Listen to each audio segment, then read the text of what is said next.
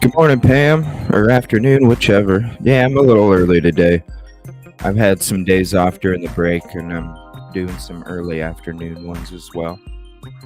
I was watching Alex Erickson. Good stuff on there. But I figure I did the clock start. I figured I would, figured I'd hop on and kind of catch up. I mean, last night I was so behind as well. So I figure I'll get on here for a little bit, catch up, and then do tonight's show.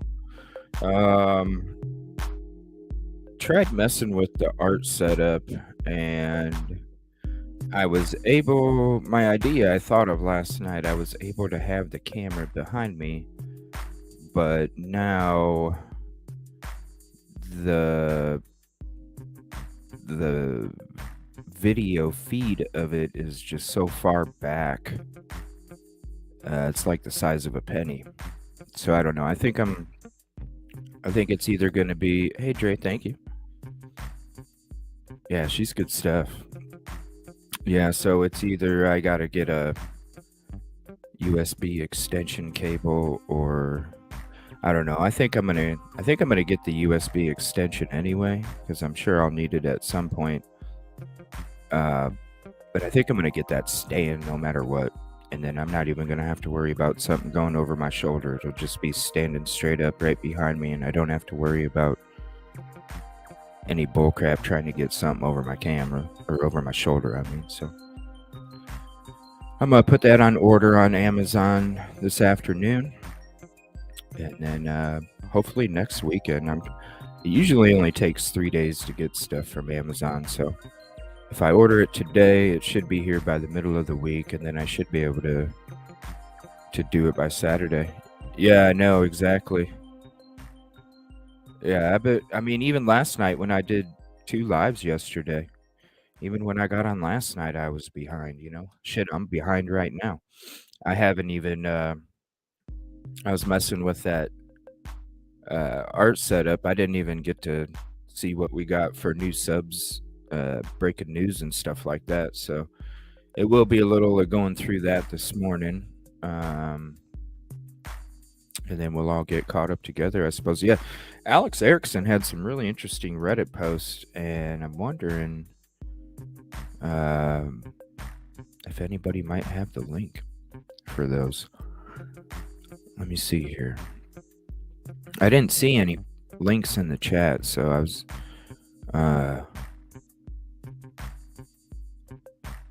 so if anybody might know those links, let me see here.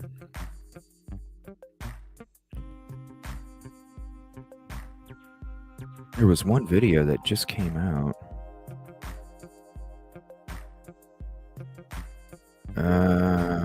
Where's it at? All right, there is one video that popped up. We'll go ahead and listen to this, because she does. Let me see. Oh my gosh, that's 2 hours. Never mind. Let me find a video that we can play here. Inside the mob. Yeah, thank you guys for hopping in. I know everybody will probably be coming in here late. We got, there's a lot of other bigger streamers having streams right now, so I thank you for hopping in here and hanging out with me. Let's see. I'm not finding it's all like long ass videos here. I'm trying to find something short for you guys here that we can listen to together while new details emerge about CNN. All right, let's listen to this real quick. Oh, yeah. That picture. That's right. I forgot I was going to start off with that. Cherry, look at this picture. I don't know if you've seen it. I don't know if you've seen it yesterday. I'm wondering if this dude was like studying this guy, you know? It's ever since he was arrested, it's been a topic about the Ted Bundy stuff, just with the way everything went down. Danny Rolling is another one we've discussed. Oh my gosh, Liam's mama. I can't wait. Oh my gosh, Cherry, you missed it. She is going to try and hook me up with an interview with David Lee, the guy. Let me see here if I have the. Oh, I must have. Is this it? Okay. Yeah, check this out. So, this guy named David Lee, right here, is the one that arrested Ted Bundy in Pensacola, Florida. Did not know he was even Ted Bundy because at that part in Ted Bundy's crime spree, if you guys remember, that's where he got arrested and he wasn't telling him his real name. He kept not telling him his real name. And he's the guy that arrested the serial killer. Well, her dad, she said she's actually had David Lee tell her stories about stuff, and it's very cool. She's gonna try and get it set up together where David Lee, her father, and me, we all sit down and we get to have a conversation. That would be so damn cool. I'm so excited if that ends up becoming. Willow, thank you for hopping in here. Appreciate you. Yeah, good morning. No, you don't need new clocks, Pam. I'm on. Trust me. Let me see here. I have tomorrow off, and then I go back to work Tuesday. So you only probably have today and tomorrow of some early streams from me. And then after that, it might be a couple weeks before we have one of those. If not, Sunday's usually a pretty good day. Saturday or Sunday, depending on what's going on, are pretty good days to have some early streams. So I could probably throw in one of those in the next couple weeks. But let's see. Welcome. Thank you, everybody, for coming in here. I was in chat box a picture. Can you put that back up real quick? Oh,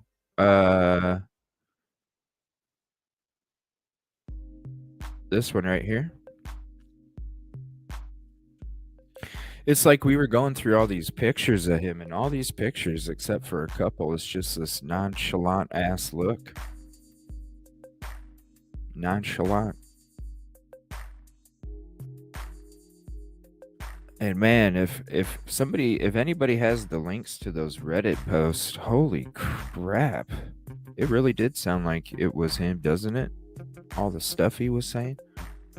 You bite the hand that feeds you, it gets nothing. Like, what the fuck? Yeah, there's new names, all sorts of shit. Yeah, it's crazy. Yeah, it is a lot of the last few streams that we've had the last couple days. Very informative.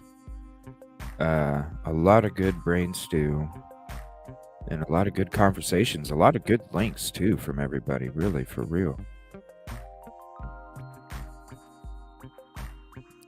All right, so let's go to this CNN video. It came out about an hour ago. Let's hear what they say, and then I'm going to take a look around in the subs list. If you do have anything you'd like to send to the show, please email EvilleCJ@gmail.com, or you can add me on Twitter and send it that way as well. Let's take a listen and see. Ooh, is my closed captioning back to...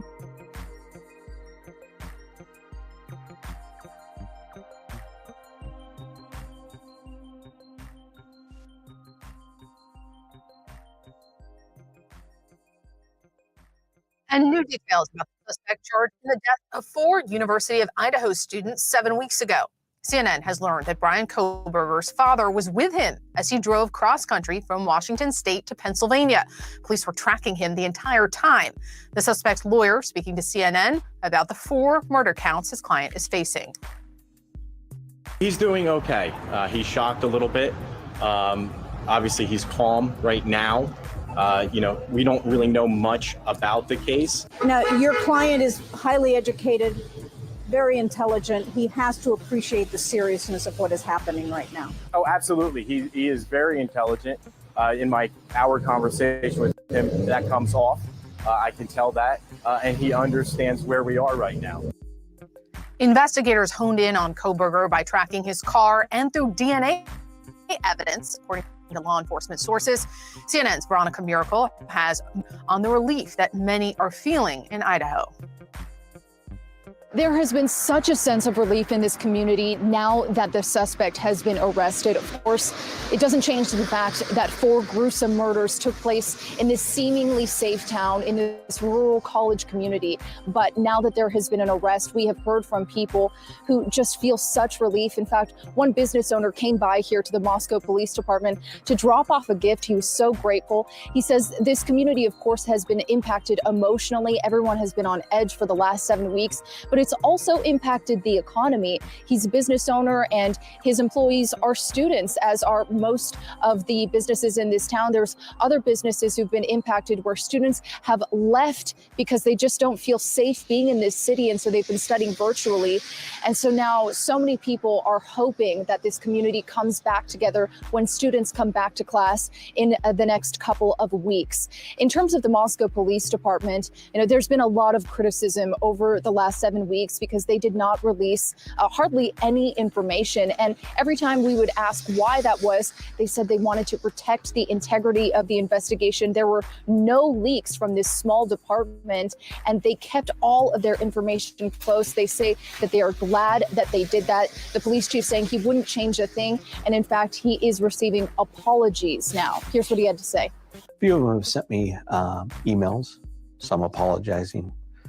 We're a pretty humble group here, and we know that people are going to be watching what we're doing, and some of that is criticism, and we have a job to do. We continue to do it, and it does feel good to we held everything close for a long time, and we did it for the reason that we've stated, and I think the end result here proves to a lot of people that maybe it was exactly done right.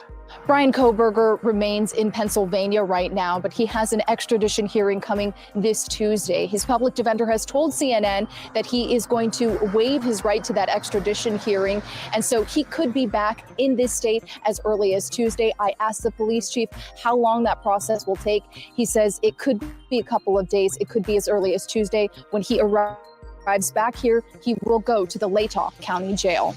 Veronica Miracle, CNN, Moscow, Idaho. Joining me now, Mary Ellen O'Toole, a former senior FBI profiler and former FBI special agent. All right, Mary Ellen, we learned that the suspect traveled with his father cross-country from Washington State, the Washington State-Idaho border, to Pennsylvania after the crime happened. So hearing that, what's the first question that you have here?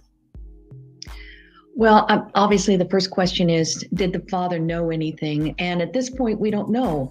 The father certainly could be in a position where he just wanted to help his son travel 2,500 miles, thought it would be easier to have company in the car and know nothing about what happened. So that still remains to be seen. What, if anything, the dad knew?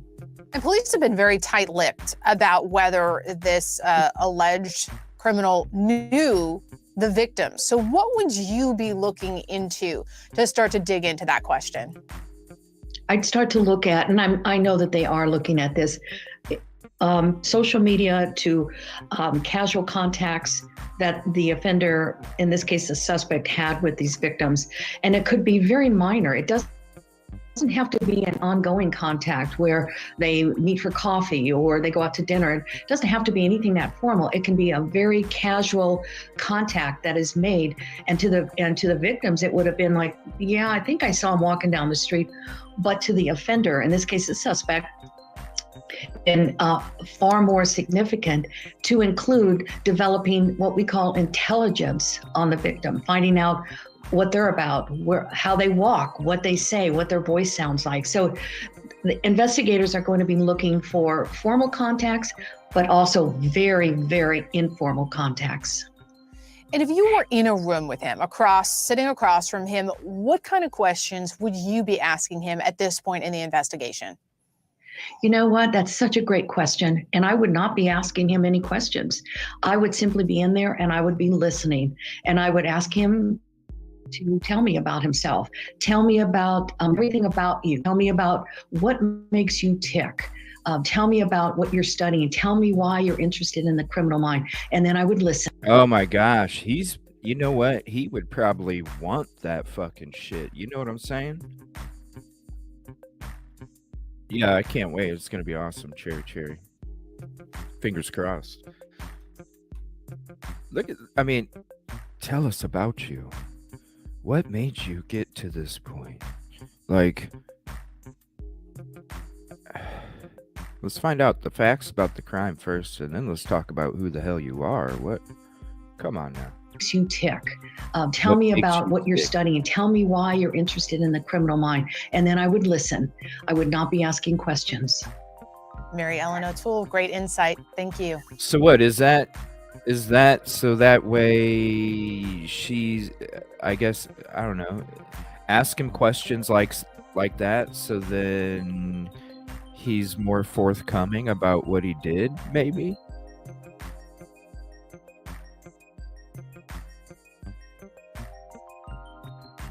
I mean, with how meticulous this dude was, there seems to be.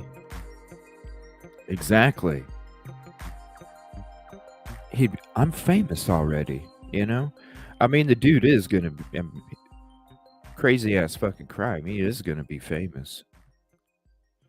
But damn. I don't know. Maybe that's her approach. Maybe that's the approach. You know, have him brag about himself so he will want to share what took place, because then that's a continuation of the bragging, maybe. So you can get more out of him going through the desires and stuff, so then it'll maybe tell. I don't know. I don't understand. I would think that you would ask him that like a couple years later when there's a movie being written or something, or even somebody that studies the SKs and stuff like that. Huh. All right, there's a shit ton of videos from last night too, so I'm gonna go to what I have so far, which I'm pretty much almost done looking up everything that's just came out. It is overwhelming for sure.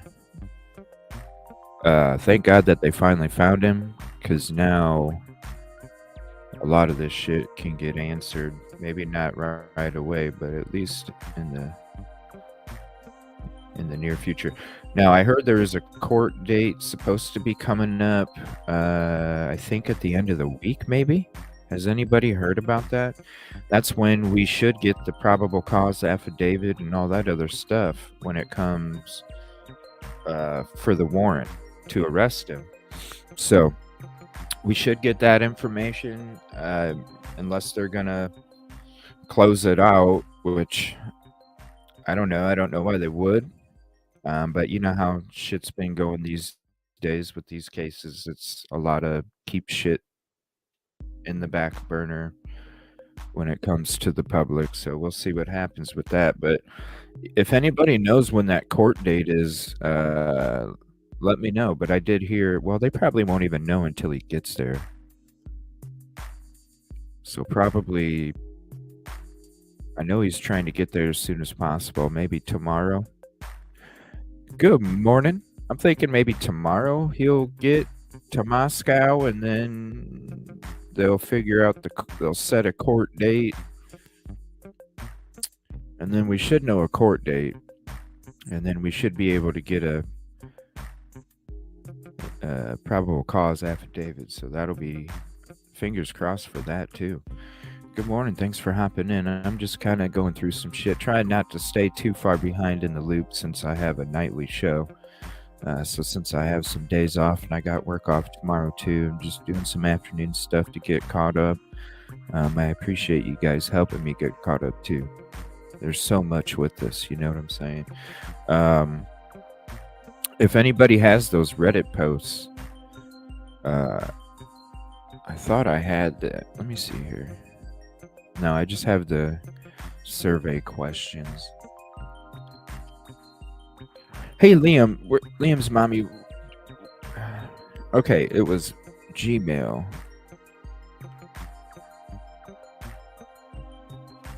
Okay. And thank you, Mama Bear, for that. I appreciate that. And you too, Liam's mama. Thank you. All right. I like he's JRJ. I always say it fucking wrong. JLR has got some good videos the last couple weeks here. I'm gonna actually see the Oregon. Let's see. I want to hear what he has to say when it comes to these. Because remember, we always thought. Here's JLR's page. We always thought that the Oregon stuff wasn't connected, right? And I still don't think it is, because those crimes took place before he came out there, I believe. But I am interested to hear what Willow, is that what it is? Eating pizza? Oh hell no. Damn, and I've been craving pizza for so long, and it's been months, and I still haven't got a pizza. I've been craving it for so long now. Yum. Let's go back to this case that happened in August of 2021 in Salem, Oregon. There was numerous articles about this case. You know, Idaho student murders may be linked to stabbing a year earlier and 400 miles away. Police revealed back on August 13th, 2021, a couple was attacked in their home in Salem, Oregon by a masked assailant who broke in armed with a knife. We've heard the stories about Travis Jutin, 26, and Jamalin Jutin, 24, were woken around 3 a.m. in the morning when the mystery attacker entered their... Yeah, this is 2021. So just keep that in mind. ...bedroom and stabbed them. And as far as I know, he wasn't even out there until after May of this year, so... multiple times. CJ was... Yes. Fingers crossed. That'd be so cool. What a story. Mr. Jutin tried to fight off the attacker, but was stabbed to death. Mrs. Jutin was stabbed 19 times in the attack, but survived. Despite the victim's family putting up a $50,000 reward for information leading to the killer more than 1 year later, the case remains unsolved. Survived? Now, oh my gosh. Brian Kohlberger has been arrested for stabbing random people, it seems like, in Moscow. Could he be linked to this case? Could he be linked to these stabbings in Salem, Oregon? I don't know. A few weeks ago, authorities said that they're probably not related. But now that you arrested Brian Kohlberger, I don't know, from Pullman, Washington, who was going to school there, I wonder what authorities think now. Is it possible that Brian Kohlberger did this crime in Salem, Oregon? Where was Brian Kohlberger's whereabouts in August of 2021? Hopefully, investigators are searching, and it'd be interesting to see if investigators speak out again and say for sure if there's no link, or possibly be open-minded to it now that they found Brian Kohlberger and what he did in Moscow. All right, here's Google Maps. This is his page again. Yeah, it's okay. This is his page again. A reporter with the news is outside the apartment complex of Brian Kohlberger. This is the Steptoe Apartments in Pullman, Washington. Students who know Brian Kohlberger are sharing more details about his time on the Washington State University campus. One particular neighbor, I was shocked the whole day yesterday. Yeah, said, his dad flew out to Washington to make the drive back with him. His dad flew out there, and then people are like, his dad had to know. The fuck he did. The fuck he did. Galrab. Shit, if this dude was this meticulous, I'm sure he had the same nonchalant, no emotion look, so it didn't look none the wiser to dad. Narang, a computer science engineering graduate student at WSU, spoke. Narang. And honestly, on a drive that long, half that time, one's gonna be sleeping and one's gonna be driving. They ain't gonna be talking that much, except for the beginning of the trip and the end of the trip. You know what I'm saying? Spoke. 37 hours. Narang is also Kohlberger's neighbor. He says he got to know Kohlberger when he arrived at the apartment complex back in August or September. So, Kohlberger arrived to these apartments in August or September. Oh, you know Dre? All right, what? Can I replay that? More information about Brian Kohlberger. This is a news report. Pennsylvania. Whoops, that's his parents' home. I want to go to that one next, but I want to hear this again. A reporter with the news is outside the apartment complex of Brian Kohlberger. This is the Steptoe Apartments in Pullman, Washington. Students who know Brian Kohlberger are sharing more details about his time on the Washington State University campus. One particular neighbor, I was shocked the whole day yesterday, said Gaurav Narang, a computer science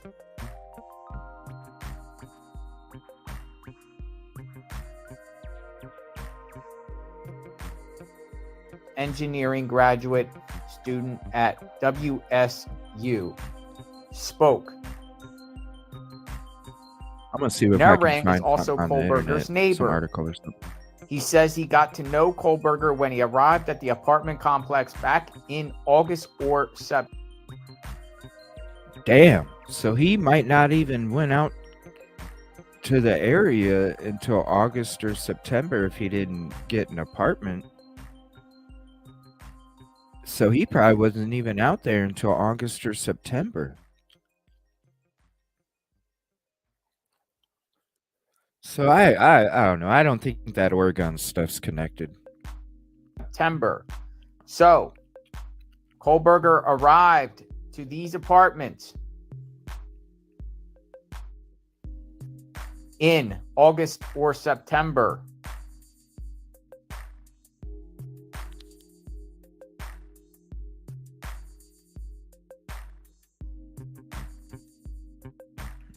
He has a lot of good More videos information lately. about Brian Kohlberger. This is a news report.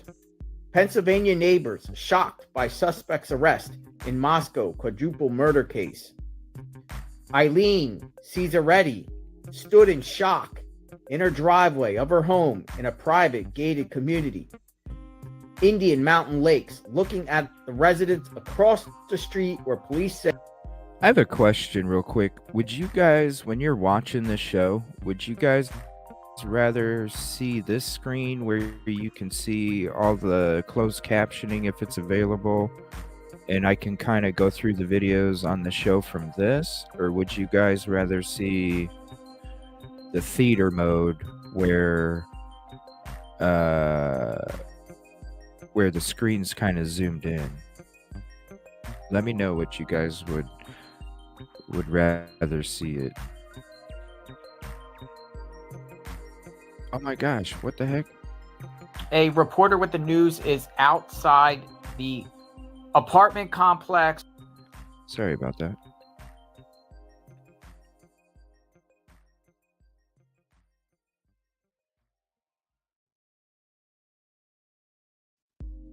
More information about Brian Kohlberger. This is a news report. Pennsylvania neighbors shocked by suspect's arrest in Moscow quadruple murder case. Eileen Cesaretti stood in shock in her driveway of her home in a private gated community. Indian Mountain Lakes, looking at the residents across the street where police say they had just caught one of the nation's most wanted mass killers. There she is, Eileen Cesaretti. She speaks to a reporter Friday at the Indian Mountain Lakes Development in Monroe County. You'll never guess, Ralph. Brian was arrested, Cesaretti shouted to her husband. Guess for what? The Idaho murders. Federal and state authorities early Friday morning took Brian Kohlberger into custody in connection with the stabbing murders of 4 University of Idaho students in November. Cesaretti said she loves Kohlberger's parents who own the home at 119 Lambston Drive. This home right here. This home right here. Neighbor said, I don't think he's capable of doing something like this. I pray to God he's innocent. Cesaretti said. Numerous media outlets indicate Kohlberger is pursuing a doctorate in criminal justice at Washington State University in Pullman, less than 10 miles from where the Idaho killings occurred. Neighbors said they were shocked to wake up to law enforcement vehicles outside the Kohlberger home following a 3 a.m. raid. We are shocked. We are in a gated community. We purposely moved from an ungated community to a gated. I mean, you got a SWAT operation going on at 3 a.m. in the morning, glass breaking, shouting. I mean, yeah, you're going to be shocked. Gated community because we thought we'd be safer, said a neighbor who only wanted to be referred to by her first name, Elizabeth, because details of the case were still emerging and she is a local business owner. Another neighbor said she loved Kohlberger's parents, but never saw Kohlberger in her 3 years of living there. They are the nicest people. My heart is breaking. Oh, yeah, he was going to college. The Indian Mountain Lake Civics Association notified residents in a letter posted on their Facebook page. We have been made aware of that a suspect was taken into custody in IMLCA last night by the FBI. The letter says, this is a developing story and IMLCA has no information regarding this incident. We are following the story like everyone else. The Indian Mountain Lakes community consists of 4,600 acres with 3,262 single-family resident building lots, according to the website. Police stood guard outside the gated entrance for most of the day. Those inside the private development passed by the home to snap photos and take video. The front screen door of the home appears to be ripped off its hinges, and the front door window was smashed, covered with duct tape. Yeah, that was crazy. The door and smashed glass were discarded behind the home. No one answered the door at the home, but dogs could be heard barking inside. Dogs. Remember, Kaylee's dog was spared. And look at this. Look at this right here. That's the door. Yeah. There's some car parked there. Show the window. So this is from a news report. Brian Kohlberger's parents' home. Show the screen. In a news report. Let me know what you think. What's your thoughts about Did you show this? the screen? I didn't. Traffic stop. If the tape is available, if Traffic there is stop. body cam footage, we're going to probably hear Brian Kohlberger's voice when he goes through court proceedings and whatnot. Don't know. No, wait. Traffic stop. Was there a traffic stop? Because there'd be body cam. What? Hold on a minute. Lee Riches investigates. I am covering the tragedy in Moscow, Idaho. Brian Kohlberger got pulled over. Okay. He got pulled over in August of 2022 in Laytat County, yeah, that's Idaho. right. That's right. I'm going to show you That's right. We did see that last night. records of this vehicle infraction that Brian received, and then we will discuss. Check it out. So I went to the Where does he go to get his fucking backgrounds? He's in fucking Idaho. Where in the hell? Where in the hell is that at? Because I keep seeing Idaho shit too. I don't know. Sorry about that. The iCourt portal Hey, where's the pizza one, Willow? I didn't see the pizza. for the Idaho court record search, and I put in Brian Kohlberger's name. I'm going to show you what pops up. He actually, in 2022, in Latah County, he got a vehicle infraction. What website? State of Idaho plaintiff versus Brian Kohlberger, CR 29-221911. Latah.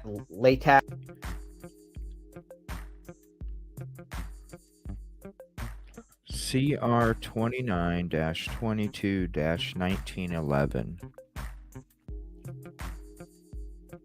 County Magistrate Court filed 8/22 Failure to appear. 2022. So in August 2022, failure to appear So we had a warrant out. for and here's some lead active attorney, William Thompson, or William Wolford Thompson. Vehicle safety restraint failure. So it looks like possibly a seatbelt Right. infraction.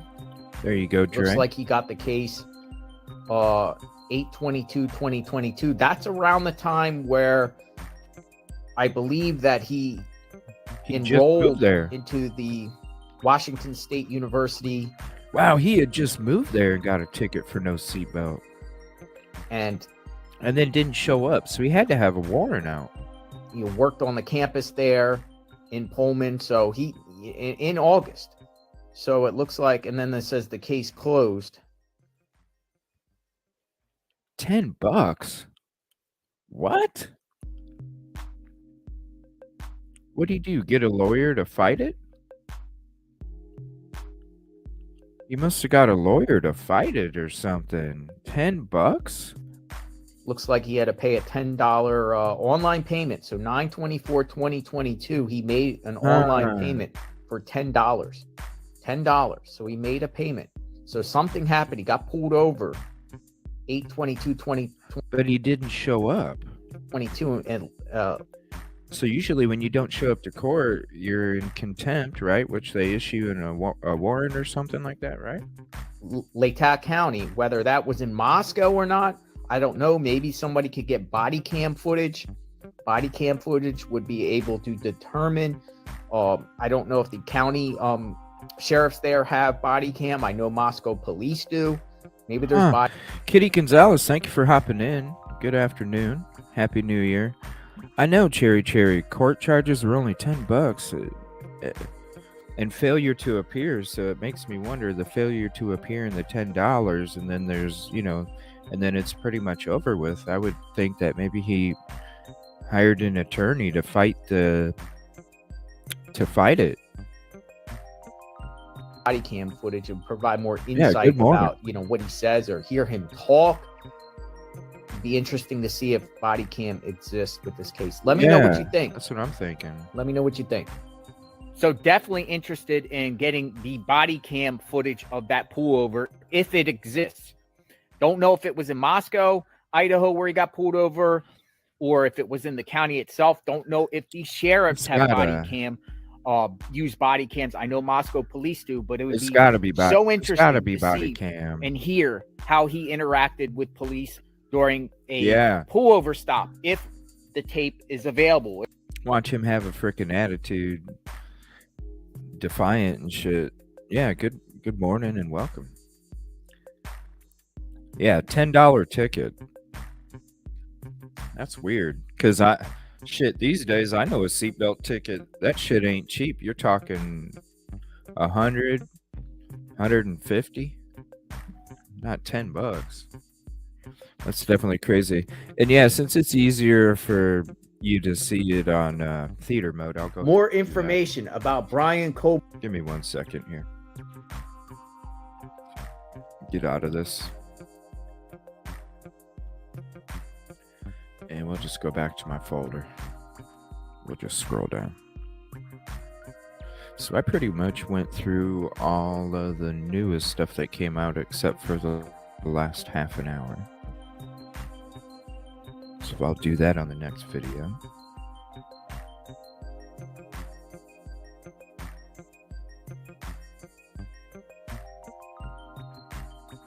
Well, I was hearing some stuff, Pam. Yeah, thank you, Kitty. Good morning again. Pam, I was hearing some stuff like he had wore gloves to a grocery store the next day or something. I don't know what that's all about. I was kind of in and out while I was getting stuff ready for the show this afternoon to do an early show. I will be back on tonight at 7 o'clock Central. But I'm getting on here and on these early afternoons just trying to stay caught up with everything, you know? So it was interesting. All right, we watched these. Yeah, they gotta have body cam footage of that, I would think. Let's see, and these other ones are a day ago. Ooh, I did want to watch this Court TV real quick. I do like Vinny. So there's Court TV's link. Put that in the chat. You know what I'm saying? Good afternoon, Bruin. I know, I'm ready for that too.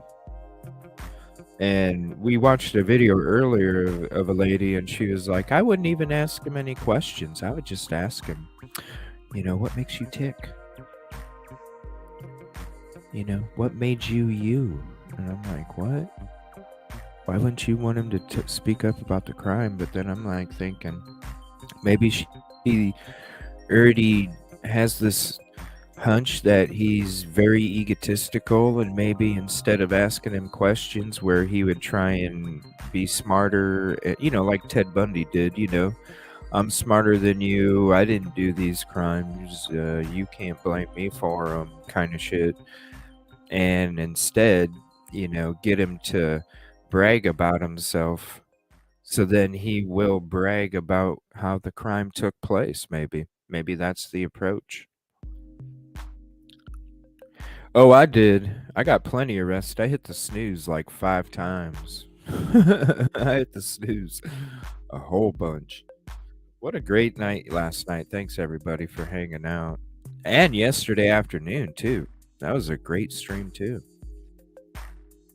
That's good stuff. Yeah, I want to see what Vinny has to say, because I love what Vinny has to say. There's only one time Vinny shocked me, but I know it was a slow news night, because there were a few of them. And here's the link to this video if you'd like to have it for yourself. Yeah, thank you everybody for hanging out. Who this man was, where he went to school, that he had a home in audio. Washington, that a Hyundai Elantra was taken into custody along with him. Why is it Also, crackly? what stood out to me, Her of headset? course, you know, murder weapon has been recovered, as well as the house cleanup that started this morning there at the crime scene is halted due to a request of the court. Gosh, that Kitty. broke my ears as well. Damn. Of course, as soon as he's extradited over to Idaho, we will learn a lot new. Party. What time is it where you're at, Kitty? Damn. It was my birthday yesterday, and I even needed some damn sleep, Kitty. More information once they can release those details, Vinny. Absolutely. Julie Janae, Court TV legal correspondent with me here in studio. Your thoughts about what we just heard? So much information, of course, a lot more that they want to get from the public. I think the biggest thing is that they still want people to come forward about this person. If they know him, And I don't know what's going on with YouTube here lately, but like the last week, every day, I'm losing a few people and a few people and a few people and a few people, and I know I'm not losing. So I don't understand what's going on with YouTube. So I don't know. If somebody was unsubbed for some reason and, you know, YouTube did it, I haven't had any issues with anybody, so I wouldn't have done that and unsubbed anybody like So, if any of the connected circle, like if they're wondering why maybe they're not subbed to me or something anymore, it's not because of me. It's because of YouTube. Don't see. No part. Oh my gosh, nearly a flash flood. Holy crap. Getting large. Oh man. You know the dad would. You know what I mean?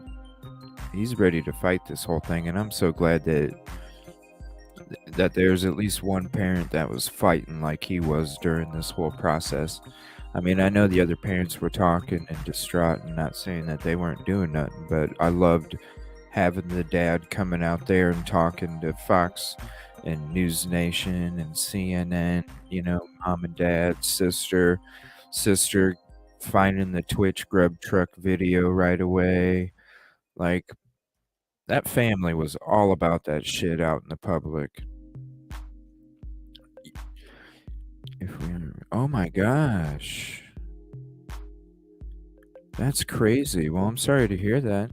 I did hear we watched Ryan Hall, y'all, a few days ago, and he did say that there's some crazy storms coming up.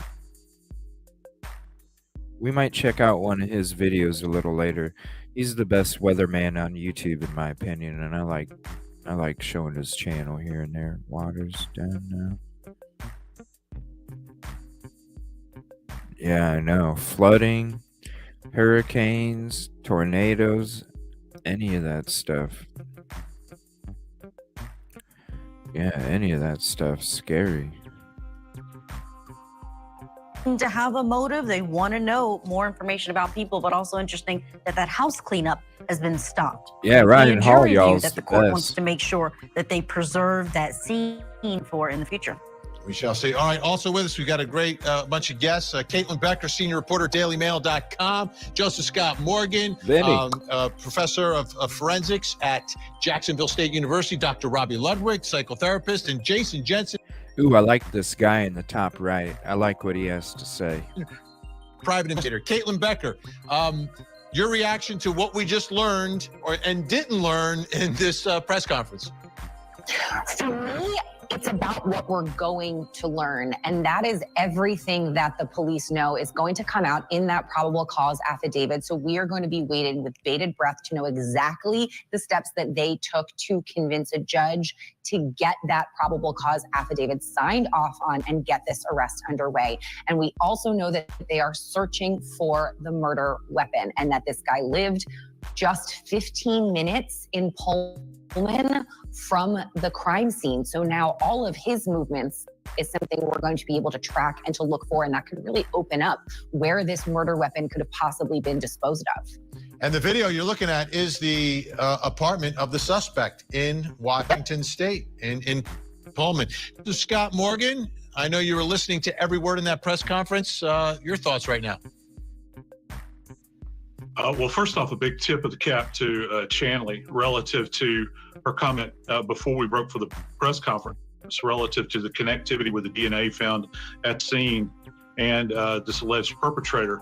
And kind of going along with that, Vin, is I'm very surprised that he has not divested himself of this vehicle. I think that's a big piece to this. Where was the vehicle recovered in relation to his location when they put the bracelets on him this morning at 3 a.m.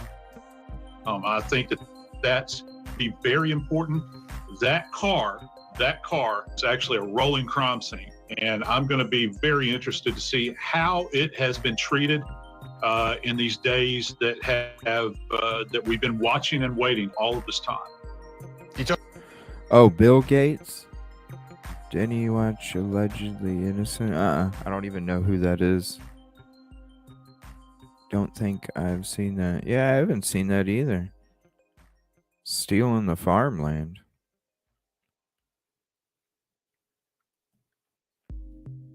What do you guys mean? Talk about a rolling crime scene. Rolled like 2,500 miles across the country. Yeah. Dr. Robbie Ludwig, your reaction to what we just learned and didn't learn in the press conference? Well, I think it confirmed a lot of the details that we discussed on this show. I was really impressed by the team effort that went into finding this man. Clearly, the Idaho police, they were very methodical. They worked collaboratively together. They definitely had the intention of finding the perpetrator, and they must feel really good that they were able to achieve what they were able to achieve. This is clearly new territory for them. With a SWAT So operation. bravo for their efforts and how detail oriented they have. Yeah, and we heard last night that they were dressed as garbage men picking up the garbage, and that's how they got the DNA to match it. Been throughout this process. As far as Brian Really, Kohlberger, the allegedly innocent or whatever. Cherry, what did you mention to me last night about some kind of new shows that I should start doing? What did you mention? We're like recorded content or something, or it was something with psychological shit. What did you... I can't remember exactly what it was, Cherry. If you can put it in chat. Yeah, I'm glad you're here with us, Pam. There's a lot of people that just hang out and listen, seriously. Like Silky Southern, she's in here every time she's at work. She's listening to our show. For real. His hands and money are into everything. First letter of first name is B. Is that who you're talking about? Did you get the email on James Fallon? That was the latest email you sent me, right? The neuroscience. Yeah, let me see here. I starred that message. Who discovered he was a psychic? Yeah, that was the crazy. Yes, I starred that one. That way I don't miss that one and all these other emails. I need to start starring some of these things. Yeah, exactly, Pam. We love it. We love it. Because you're here with us, you know what I'm saying? You're part of the brain stew too. And when you are able to hop in and throw a couple words, you already know what's going on. Nonchalant look. All of the pictures. Nonchalant. Learned and didn't learn in the press conference. well, I think it confirmed a lot of the details that we discussed on this show. I was really impressed by the team effort that went into finding this man.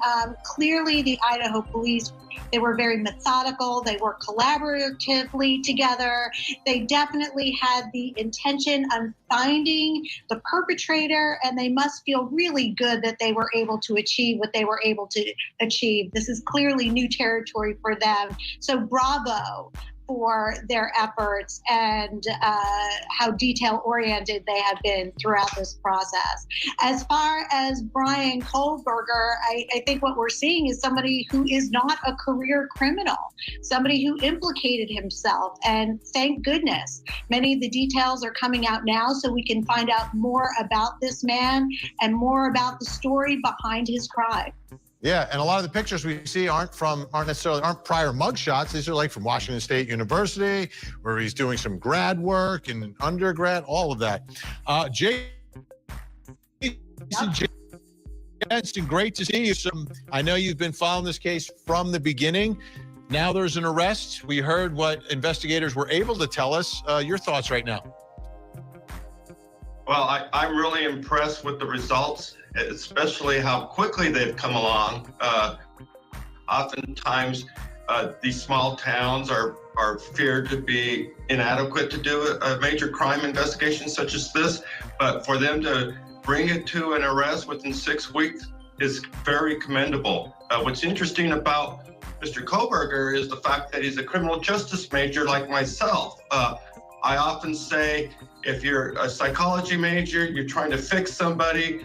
If you're a criminal justice major, you're trying to investigate somebody. So I would think that this...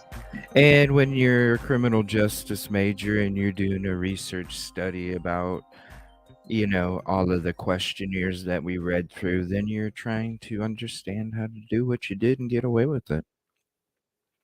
That's exactly right. Hey, Kid Kitty. Yeah, something's been weird with YouTube. Like the last week, I'm just like, I know I've heard story. I'm new to this, but I know I heard stories of like other YouTubers where it just unsubscribes people for some reason. And I've noticed like every day, for some reason, I'm losing a couple more and a couple more and a couple more and a couple more, which is really odd. So I don't know, maybe double check the notifications, maybe unsubscribe, then subscribe, and then turn the bell back on. I'm not sure. I've heard a lot of people coming in chat recently talking about not knowing I was on or not getting a notification and such. So I don't know, maybe YouTube's doing this. I don't know, whatever they're doing to, maybe it has something to do with accounts that aren't, I don't know.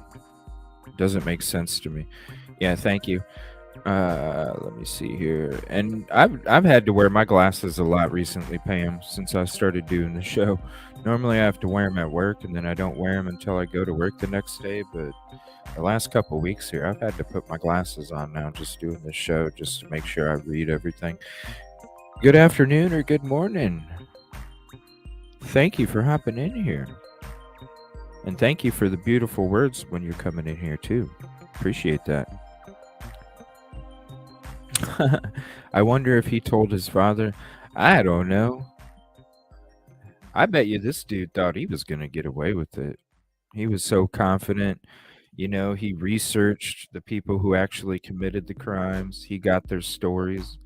He was learning how LE, you know, the whole criminal justice side of things when it came to the legal process and that side and what to look for. And, you know, I think this dude thought he was going to just get away with it. Let it blow over for a little bit, and then he's going to figure out another one, you know. Basically exploring what drives how they think, and just really looking in depth. All that true crime wouldn't happen without the perpetrators. In my opinion, it would be, wow, that's really interesting. That would be neat. Maybe do some like pre-recorded stuff, Cherry. Something like that. Not live shows, or during lives. Or pre-recorded. Kitty, I would hope if he did tell his dad that dad... Well, we heard that it was a neighbor that... It was a neighbor that called in the Hyundai Elantra with Washington plates in Pennsylvania. I mean, I can't see the dad not saying nothing. You know what I'm saying? If the dad knew, do you think he really would not say nothing? I don't know. I think he would. I don't know. That'd be pretty sick, though. If his dad knew and they didn't say nothing. No, me. No, I'm saying your idea. And then are you saying for the idea for me, is that to like have pre-recorded stuff or do it on live shows or something? He is playing mind game. Yeah, exactly. Like that Ted Bundy shit, you know. I didn't do it. You can't prove it. Da, da, da. I mean, hell, there's reports that he wants to get back to Utah as soon as possible so he can clear his name. So he can clear his damn name. Signifies that he was actually somebody that Man, their audio microphones on this show, I don't know, their guests have some issues or something, because every audio's crackly on it. fantasizes about crime and was trying to create the perfect murder. Well, investigators say it wasn't perfect. And if perfect is getting away with it, obviously no murder is perfect, but the arrest has been made, folks, and our coverage continues here on Court TV. We're just getting started. A lot to break down, a lot. Like, where's that murder weapon? He started in Idaho, according to investigators, ended up in Pennsylvania. That's 2,500 miles. He could have gotten rid of it anywhere. Do you think they have a chance of finding it? We'll talk about it next. 800-771-9855. Welcome back. I'm Vinny Politan. We're covering the big breaking news out of Idaho and Pennsylvania. An arrest in the case involving the stabbing mass murder of 4 students at the University of Idaho. This is the man investigators arrested and say is responsible. His name is Bryan Kohberger. Monroe County Correctional Facility. Monroe County's in Pennsylvania. That's where he apparently grew up, went to college, where his parents lived, where he was taken into custody. But he was a grad student at Washington State University, which is just like 15 minutes away from the University of Idaho, just over the state line. So he was in that area, but was captured back here. We've learned some information from investigators who just held a press conference. We're going to take another look at it in the top of the hour if you missed it. In the meantime, we've got all our guests with us. Chanley Painter, let me start with you. It seems that they want more information about this guy. This guy wasn't on anybody's radar, right? You were out there. No, did anyone mention the name Bryan Kohberger while you were out there?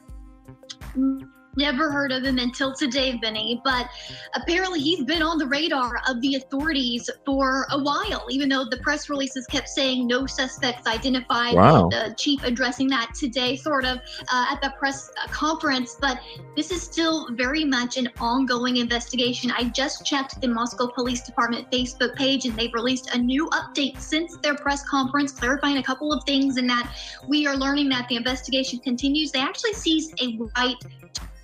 Exactly, and with that new DNA technology that they're going to be using in the trial,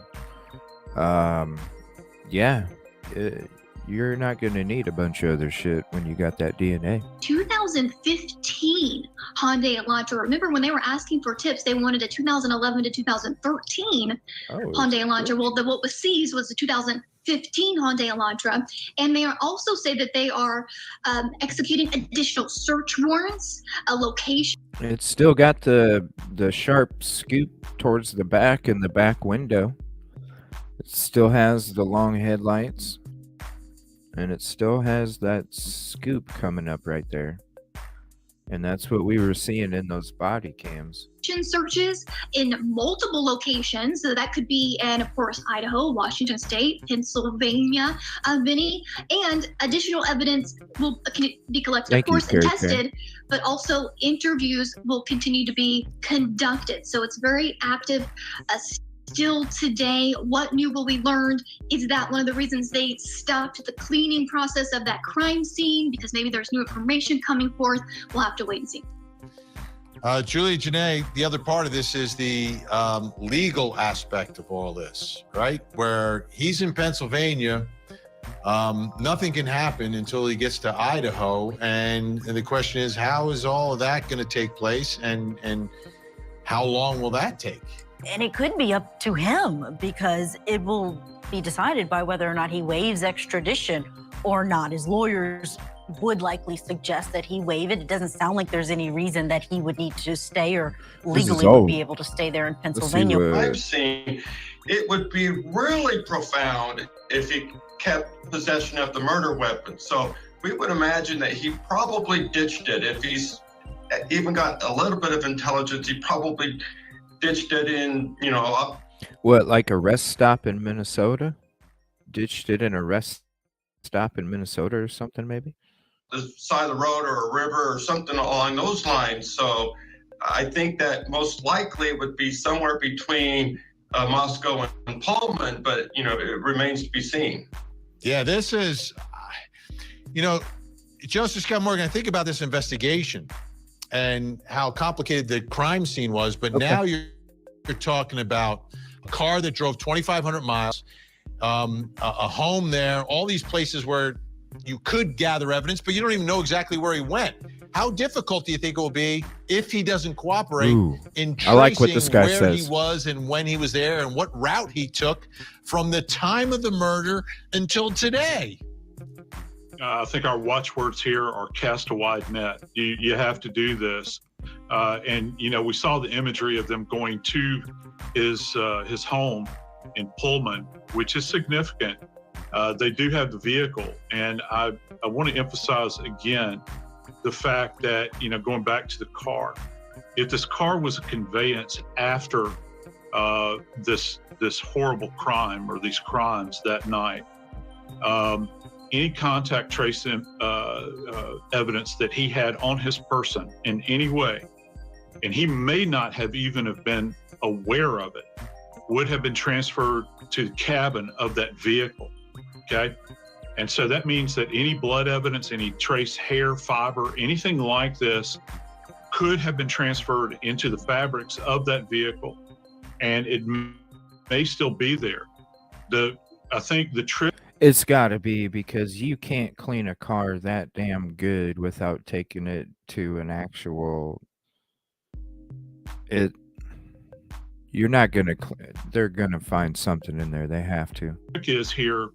How much If he knowledge took the does he car. have about the deep cleaning? He's had this car for a while now, post-crime. That's I'm true. wondering if he put his shoulder to the stone here and attempted to clean this thing thoroughly. And even in those circumstances, there will still be something left. And here's one other piece, and I'll shut my mouth. Yes, exactly. If he You went ain't- from the crime scene back to Pullman, okay, I know what that does he for a have fact. contained in that apartment that might be a tie back to Moscow? I think that's going to be significant. People have talked a lot about garments that may have been worn. I can tell you this, just based simply upon what they have said thus far in my previous knowledge of sharp force injuries. Whoever perpetrated this would have been covered in blood. Okay. So there will be some trace of that left behind, even if he's wearing gloves, all those sorts of things, unless he got rid of some kind of outer garment that he was wearing, burned it, disposed of it, all these sorts of things. It all depends on how much care he took. He held on to the car. Again, I say, why would you hang on to this? Certainly this guy's aware of this. He's been watching the news. They know that they're looking for an Elantra.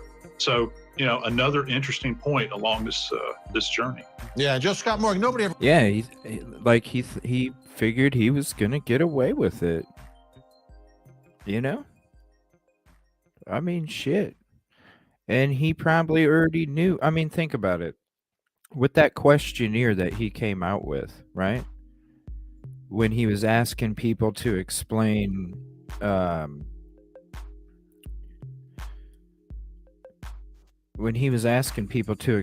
like what they thought, what was going through their mind, what they didn't expect, all of these what the hell, all of these questions. What is that? Because it got taken down? No, I still have it. Asking all these questions and stuff. So he already probably knew, get this kind of outfit. What the heck? Get this kind of outfit, have this kind of equipment, have this kind of stuff ready for this, have this. He probably ditched everything and knew what the hell. So, I mean, hell,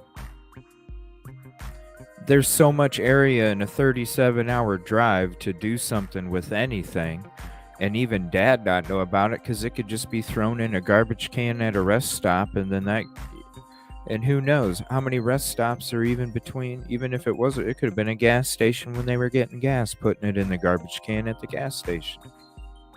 Getting something out of the trunk real quick, Dad. I just gotta throw it away. I mean, he probably knew that. But the car, though. The car. If he's obsessed, he may have just been able to. I know, Bruin, but I used to do that for a living.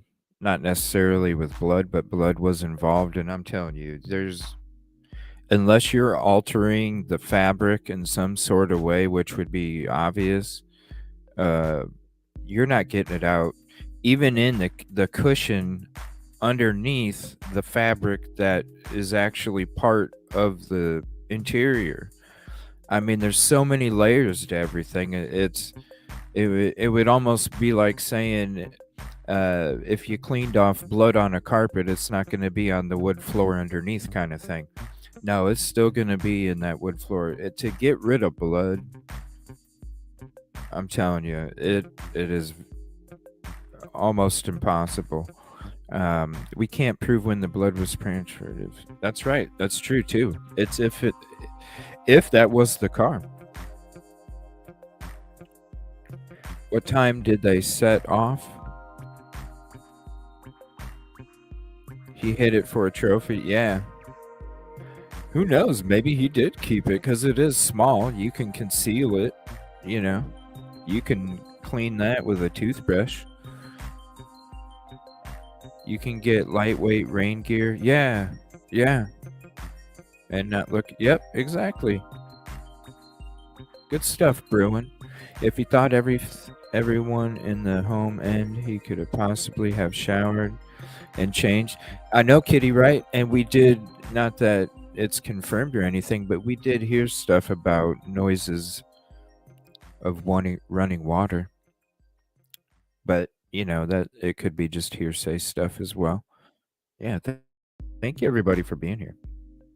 I want you to, I mean, that's why we love the Body Bags podcast. It's awesome.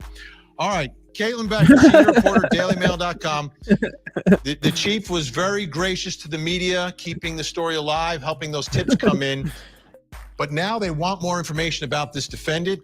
And my guess is not only the public, but yeah, that'll clean it up, Kitty. But in a vehicle, I used to detail high-end vehicles, and there would be blood sometimes, and you would have to get into the interior of the fabric and all sorts of stuff. I mean, we're talking a couple $100,000 vehicles and stuff, and hell, even more than that, some of them. But yeah, it's very hard. But because well, and just the different layers, and when you're talking about the fabric of a vehicle, like there's so many different layers to all that. There's just so many layers, but you can clean the surface. You can definitely clean the surface. It's just the layers. It's like an animal pissing on the carpet, you know. You can carpet clean it, but it's still it's still that dog piss or whatever's still in that foam that's underneath the carpet. You know what I mean? There's different. Like, did I work for the cartel? No. No. I just worked for a lot of events and sports teams. Liam's mama, me too. No, I worked for a lot of major events and sports teams and personal vehicles and such like that. Folks like you at the Daily Mail are going to dig up everything about this guy from the time he was born until he was arrested. We already are. Since we even started this segment here, we've been updating posts across dailymail.com, and we've learned quite a bit about the suspected killer. He not only majored in criminal justice, which was mentioned earlier, he's a master's degree in criminal justice and was seeking a PhD in criminology. So this is not a dumb guy. This is a smart guy, and he's smart on the topic of crime. When he was getting his master's, he did a research project, and we know that because he sent out a social media post looking for research participants, looking to seek information about the thought process behind people who commit crimes while they're in the commission of those crimes. Yeah. So these are topics that he has been looking up for some time. Yeah, learn every aspect. LE and the person who commits the crime, learn it all first, so that way when you do it, it's almost perfection. When he was arrested. So it does stand to reason that he fled in that car, if he is indeed the killer, and drove it all the way back to Pennsylvania, and it was taken from that specific home. And in addition to his apartment in Pullman being investigated, we also have exclusive photos of cops in. No, listen, I if you guys wanted, I'm just I'm just a teeny little minnow dude. You know what I'm saying? I'm not gonna get offended if you seriously, like, I would be over there supporting, but I'm just on here because I'm not trying to fall behind, and there's different things I like to kind of create on my own when it comes to watching this stuff. So seriously, I know that all the other people are streaming at the same time, so I would not take offense if you wanted to go hang out with them and support them and all that other stuff for real. I'm just here just to be here. You know what I mean? So seriously, anybody. Yeah. It's yeah, and I appreciate that, Liam's mama. But seriously, I want everybody to know, honestly, like I'm about everybody shining, and I know, you know what I mean? I know where I'm at. You know what I'm saying? So I'm not even it ain't even that kind of thing with me over here. I'm not going to take offense to any of that stuff because I know damn well if I wasn't on a show right now, I'd be over there supporting too. So I do want to say thank you for being in here. But definitely, I'm not going to take any kind of offense to any of that stuff for real. He was seeking that PhD. So police are also investigating that area as well. Wow, great information. Thanks so much. All right, folks, our coverage continues Like, here. all Don't right, go folks. anywhere. Again, the Vinny. big headline, I a love you, Vinny. suspect is in custody, and the chief said the folks in Moscow should be safe, but remain vigilant. We'll be right back. Relive the trial of the year. Johnny. Oh. He's such a cool dude. I love Johnny Depp. He's badass. Ooh, I gotta check Twitter too. I haven't checked Twitter in a couple days. All right, can we skip? I should have just skipped it in the first. This afternoon, if you haven't heard, sit down. Big news out of Idaho. An arrest has been made in the murder of those 4 University of Idaho students. Oh my gosh, Kitty, good question. Oh, good question. Good question. Students, Xana. Thank you, Kitty, for hopping in here today. Johnny is my future. Ethan, Maddie, and Kaylee.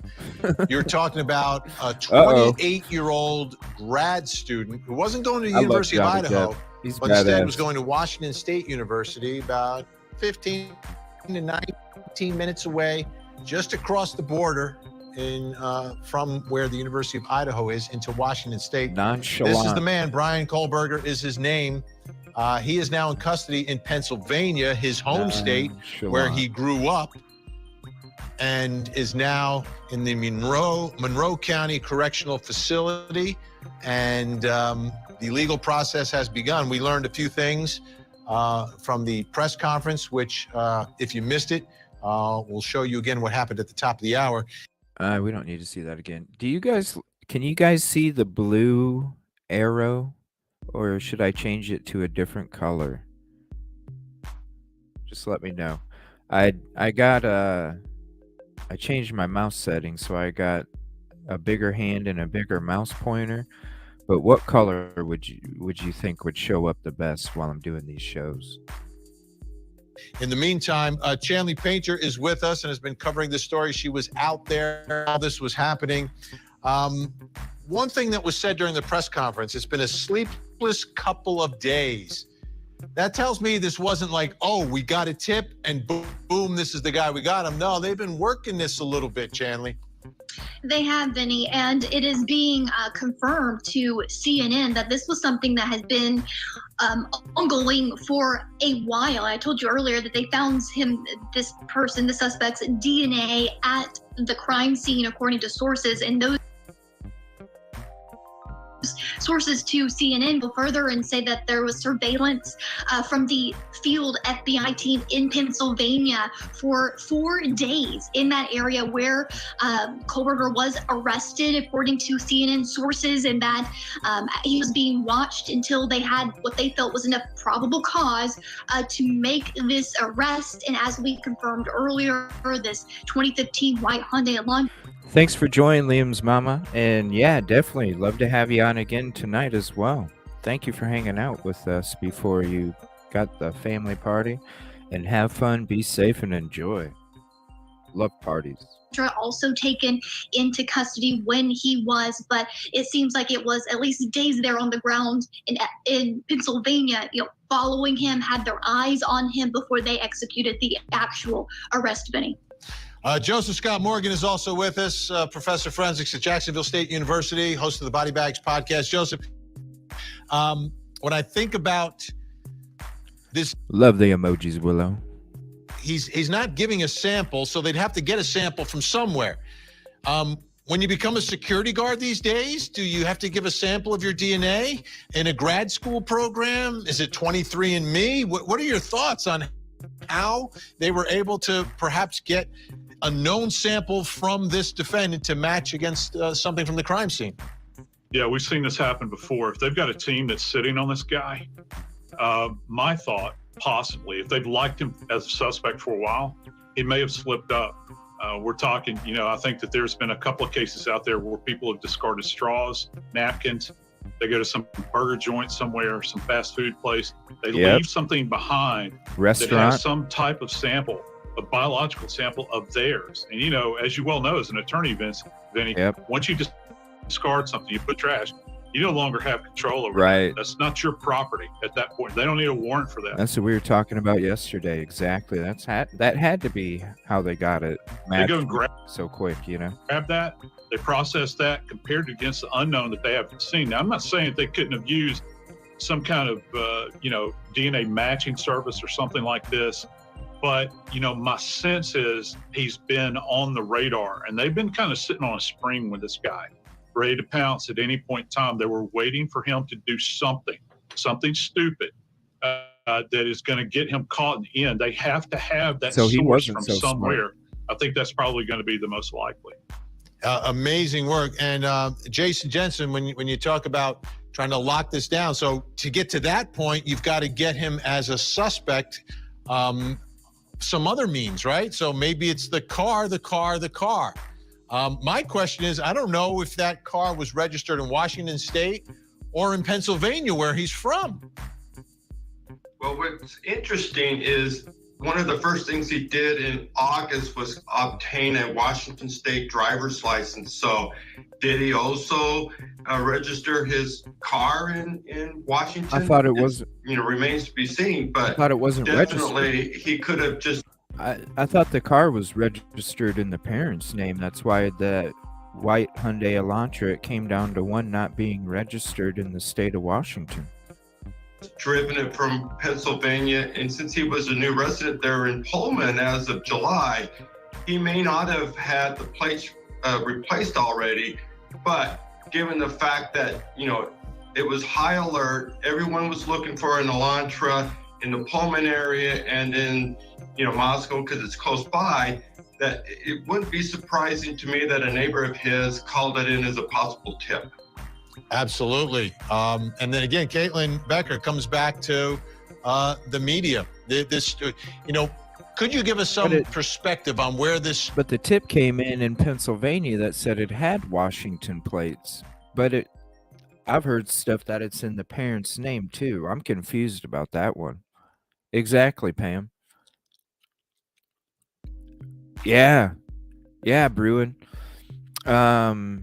August or September. He had actually moved in his apartment in August. So yeah, he didn't get to the area until recently there. Registered to the father, but it had Washington tag. Isn't that weird? That is weird. Registered to the dad, but had a Washington tag.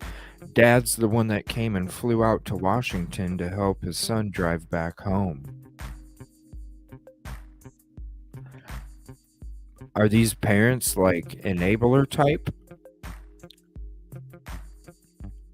Something?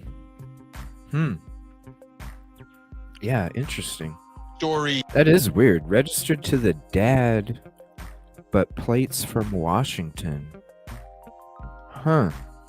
Now I'm starting to wonder about this flight. out to Washington to help him drive back.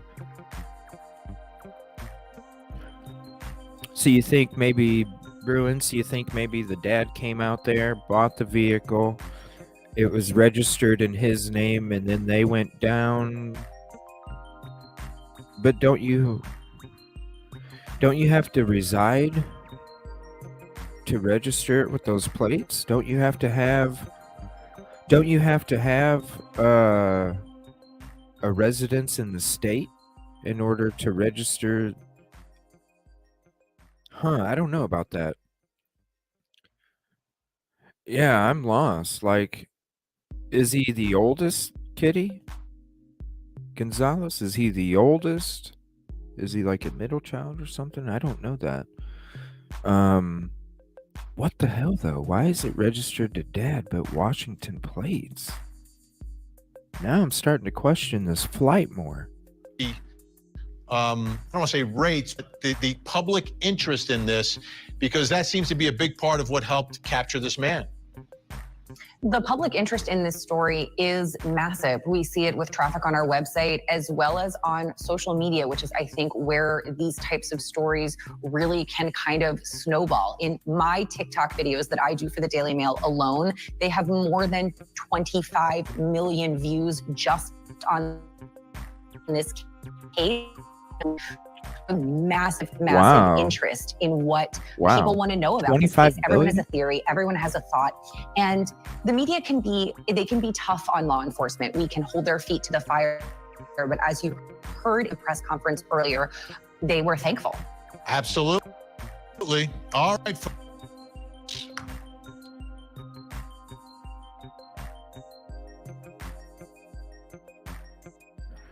Perhaps the apartment lease is in the parents' name too. Yeah, if that's how this is all, I wouldn't doubt it either, Willow. Yeah, like a cosign if dad purchased the car in a loan and he used his residence as the local. But then you'd get Washington plates?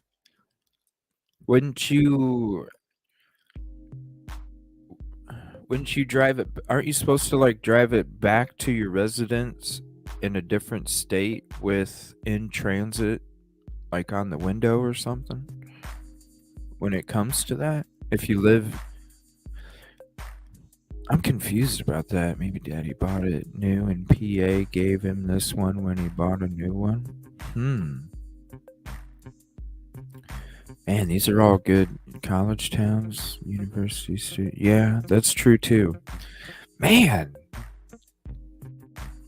I'm wondering. That was a good video, even though it was a day old. Let's see what we got next here. Let's get rid of this one. I'm gonna actually check the breaking news, see if we got any breaking news real quick before I go into some of these other videos. In Texas, we have to give fingerprints for... Really? Yes, you would if the apartment is registered address. That's... Yeah. Got the apartment first, then went out and got him a vehicle. Got him the apartment, got him a vehicle. But 28 years old, you know? Like, I could see you doing that for your kid that's like... 19 or something, 20. But 28? I don't know about 28. That just seems really weird. I live in Washington and my nephew's vehicles are all registered to my house and he's in Rapid City. What? That's crazy. That's crazy.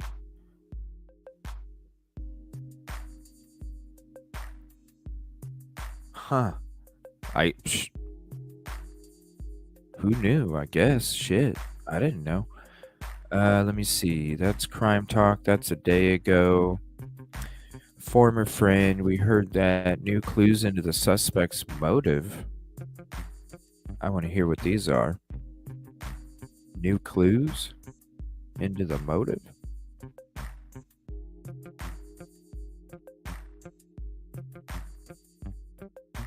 This morning, we're learning more about the suspect in the shocking murders of 4 Idaho college students and new questions about whether the suspect's graduate studies in criminology are a clue for a possible motive. Dana Griffin has the story. The man accused of stabbing 4 University of Idaho students to death plans to waive extradition to get back to Idaho as soon as possible. According to his public defender for the extradition hearing in Pennsylvania, Brian Kohlberger was shocked by his arrest and says he's eager to be exonerated. He was aware of the ongoing investigation of the death of the 4 individuals, but he denied, I guess he would say that he implicitly denied any involvement. Did he kill these 4 students? I would say at this point, no, but he did not specifically say that, nor did I ask that question. According to 2 law enforcement sources. So he, shocked by his arrest, seemed eager. Defender for the extradition hearing in Pennsylvania, Brian Kohlberger was shocked by his arrest and says he's eager to be exonerated. Eager to be exonerated. That sounds like Ted Bundy already. If he's the one that committed this, I want to say. He was aware of, not that I don't think he didn't, but I'm just saying, of the ongoing investigation of the death of the 4 individuals, but he denied, I guess he would say that he implicitly denied any involvement. Implicitly denied any involvement. Oh yeah, he's gonna play games. I'll just call you KG because there is 2 kiddies in here. KG, he is going to play games. That's for damn sure. And I would love to hear this this body, the body cam, if there was any body cam when he was pulled over for that seatbelt. Man, I bet I could imagine the kind of argument and the kind of traffic stop that was. I can imagine. Did he kill these 4 students? I would say at this point, no, but he did not specifically say that, nor did I ask that question.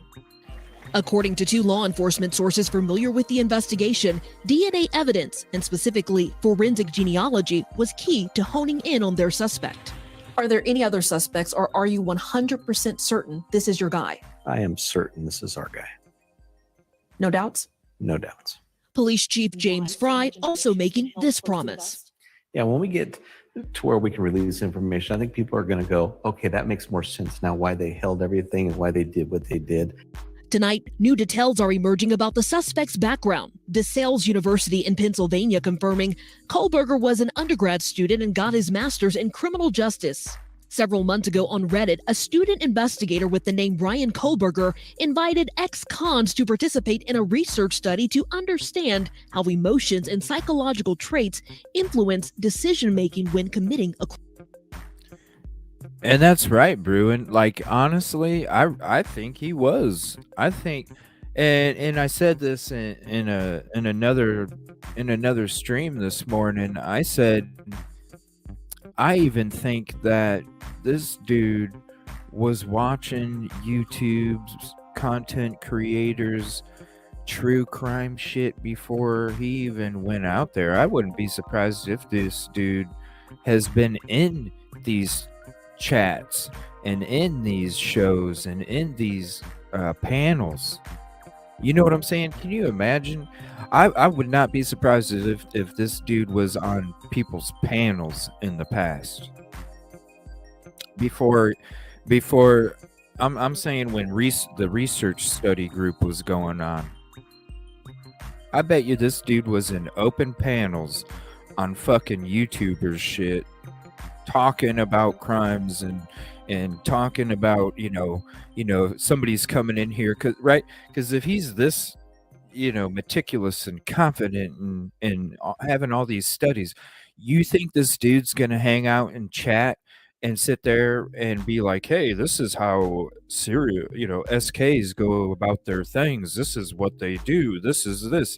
And he's hearing people up on open panels talking about this or that or this or that. And he's like, no, I don't agree. I could see that dude being like, fuck this shit. I'm going up on panel. I'm going to be the one, no, this is what SKs usually do. No, this is how they usually get away with it. No, this is how they usually commit the crime. No, this is how they do it. Like if he was that way with his professor at DeSale, where he was constantly interrupting her, constantly talking over her, constantly making it appear to other students that he was smarter than the professor that's on Law and Crime Network all the time because of how good she is. I can imagine him being up on open panels, being the dude that knows everything about SKs. You know what I'm saying? Can you imagine if we've heard this dude on an open panel? Can you imagine if this dude's been in any of these YouTube shows? Oh my gosh. I'm sitting there. That's what I thought this morning. I'm like, I bet this dude was in these. I heard that call and I don't know. The person, in my opinion, the person that called in was talking about Sigma Chi in Utah. I did listen to it a few times, but yeah, I did see the Reddit stuff this morning too. If anybody has those Reddit conversations, those are crazy, for sure. And it definitely does sound like he was in there chatting. That's for damn sure. And then hell, you even had a couple people asking like, "Hey, are you the one that did this?" But I wouldn't be surprised if he was on the panels, the open panels, when everybody's talking about these other cases and these other crimes, and they're talking about SKs and this and that in the past, and he's up on that open panel sounding like an expert, and everybody's like, "Wow, great insight, whoever, wow, that's awesome information, whoever," and everybody's sitting there like thinking that he's like some expert on SKs and shit in somebody's open panel on a stream. And then this is I mean, wouldn't that be crazy if the voice stuff comes out and we hear what this person's voice is, and then we go back into our head and be like, was this person even on our show? Crazy. I bet you. And that if you're that egotistical, you ain't gonna be sitting in chat. You're gonna want to go on open panel. You're gonna want to sit there and say, "No, this is how they did it. This is how they do it," and you're not gonna listen to anybody else's opinion because you're the expert. You know exactly what an SK is. Crime. We're following up on everything. Crazy. Facebook, creepy. Reddit, you name any social media or anything out there. In recent months, Kohlberger was working towards a PhD in criminal justice at Washington State University. Less than 10.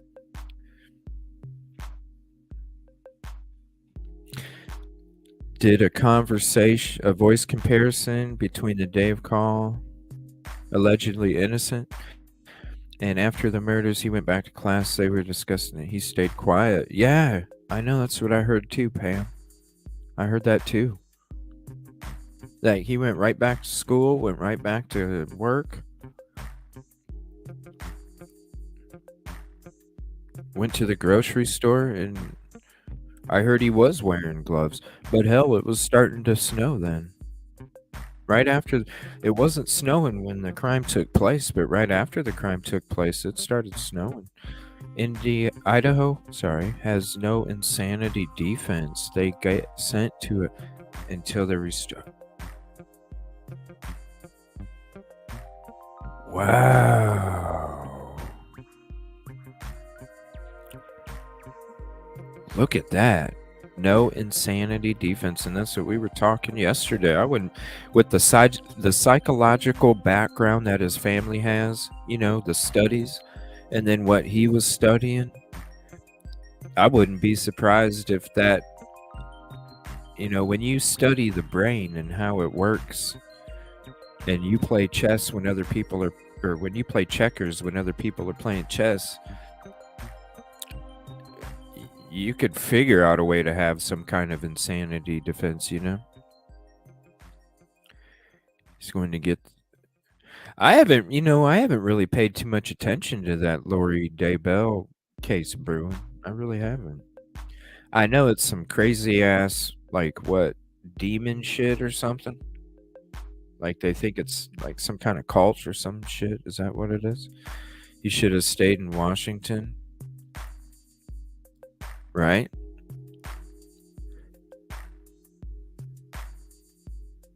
That's true too, because then that's even less noticeable. He wants to be famous. It's interesting what that lady said in the beginning of the show, that interview we were watching, where she was like, yeah, I would ask him what makes him tick. And I'm like, why would you do that? And now I'm starting to think, man, maybe he is egotistical enough where he would want to brag about what makes him tick, and then he would actually tell you everything that took place. Washington is soft on crime these days.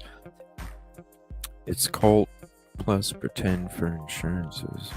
Yeah, and cult, yeah.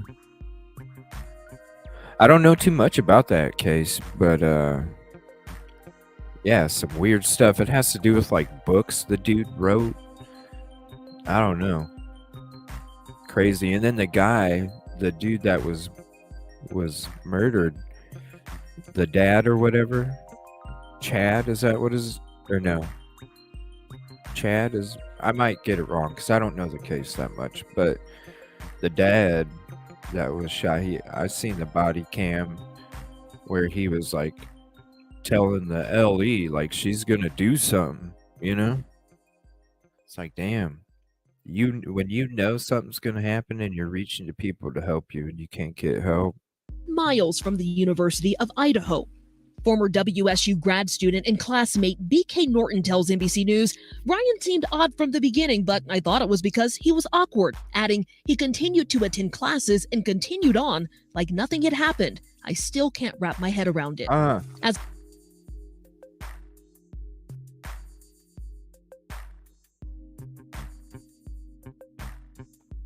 continued on like nothing happened. Classes. I still can't wrap my head around it. Dang it, they take it away so quick. He continued to attend classes and continued on like nothing had happened. I still can't wrap my head around it. Ain't that crazy?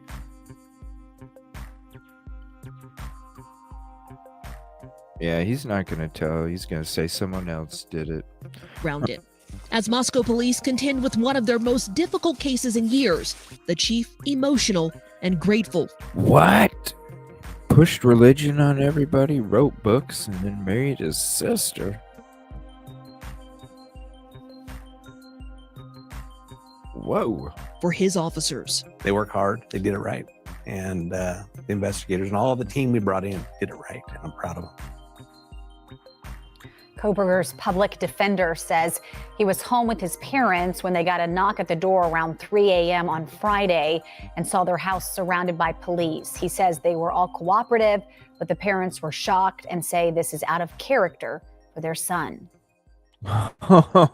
So if the dad doesn't know, that's telling you right there, if the dad doesn't know, then that goes with their shock and their statement. But if he does, oh yeah, he's trying to cover that shit up too. Yeah, ain't that crazy, Kib Kitty? Holy shit. Wow. So he just continued on class like nothing happened. Nothing happened. I thought at the beginning of that video we weren't going to get nothing out of it, but damn, we did. Let's see. Who makes creepy comments. Yeah, I do want to check this out. We do watch Michelle After Dark on here too. So I'm going to go ahead and throw her channel link up in the chat. That's what her channel looks like. So you know you got the right one. And then I'm going to throw the link to the video that we're going to be watching here in a second so you can have that too. I like to make sure I share every link with everybody. That way if they want it for themselves or their own content, you can. Here's that one. All right, y'all, it's Michelle here. Happy New Year to everyone. It's January 1st, 2023. See, and that's what I'm saying about that true crime art that I was talking about last night. Some shit like this. Some true crime art. I would draw it though. I should probably do more drawings. But yeah, that's what I'm talking about. Have some kind of weird like yellow hair, like blue for the outline of the face and pink for here and orange for here, just crazy ass colors and shit. Some weird ass art. I like that picture there. My country, as I'm recording this.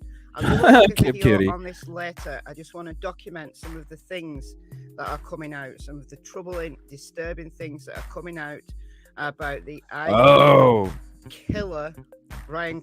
Look at that, KG. Seriously, right? The H being talked about, but then out of character. That H makes you dark as shit. I know people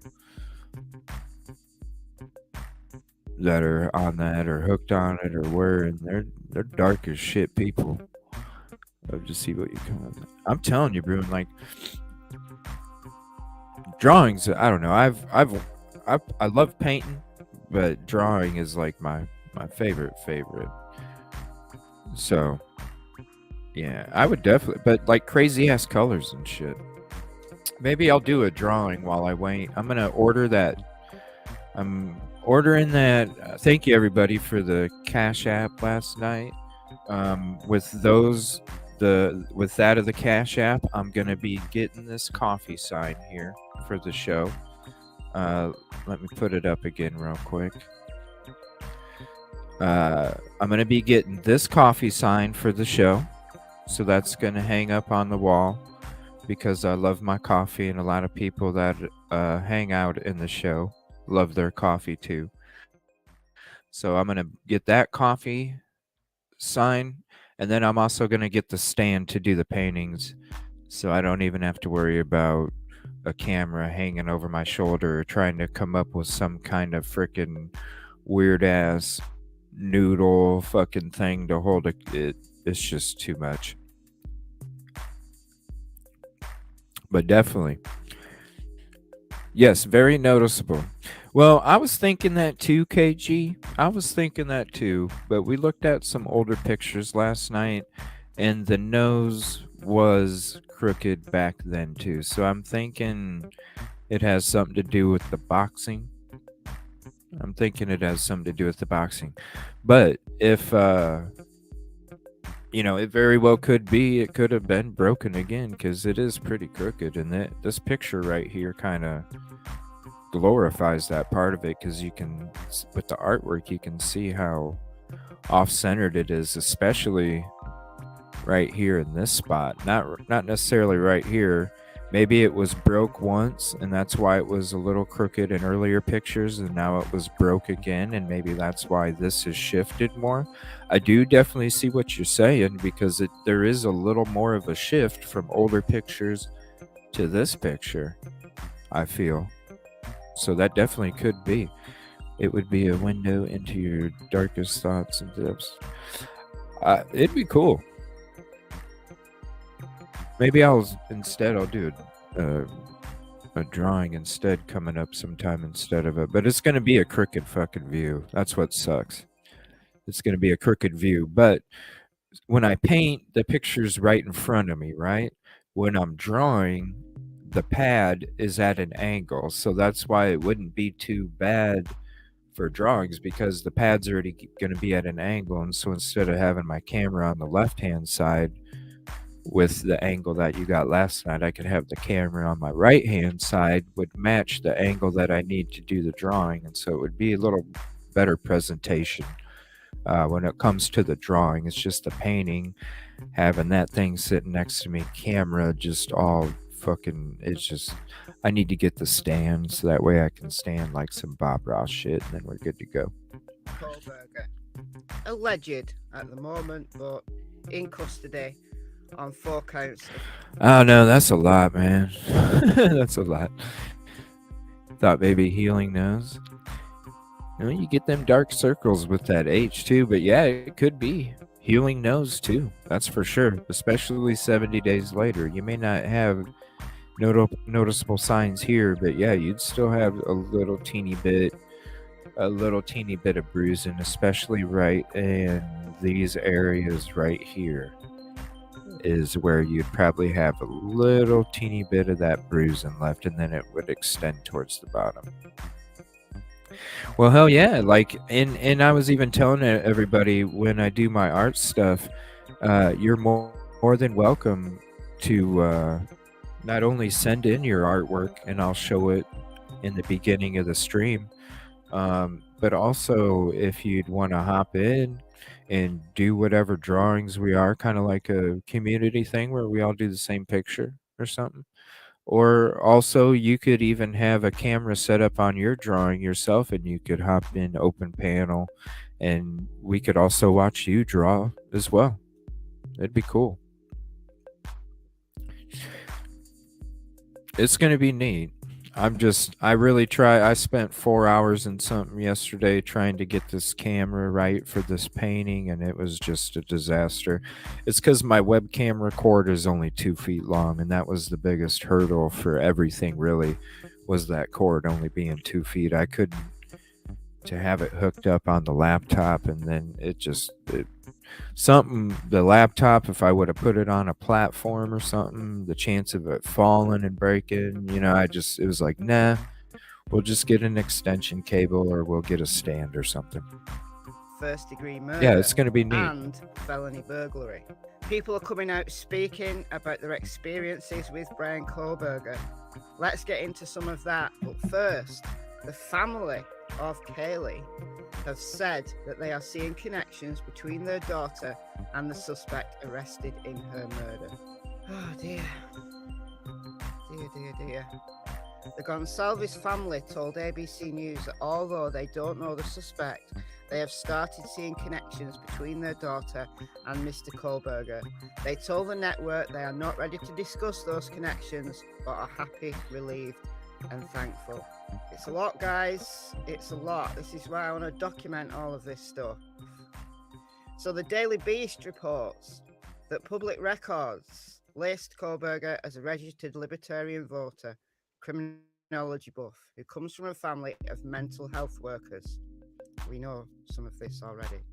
WSU Pullman Chancellor Elizabeth Chilton confirmed the search warrants were executed Friday at Kohlberger's apartment and office on campus. Kohlberger has completed his first semester as a PhD student in WSU's criminal justice program earlier this month, she said, adding that campus police were working hard with local, state and federal law enforcement.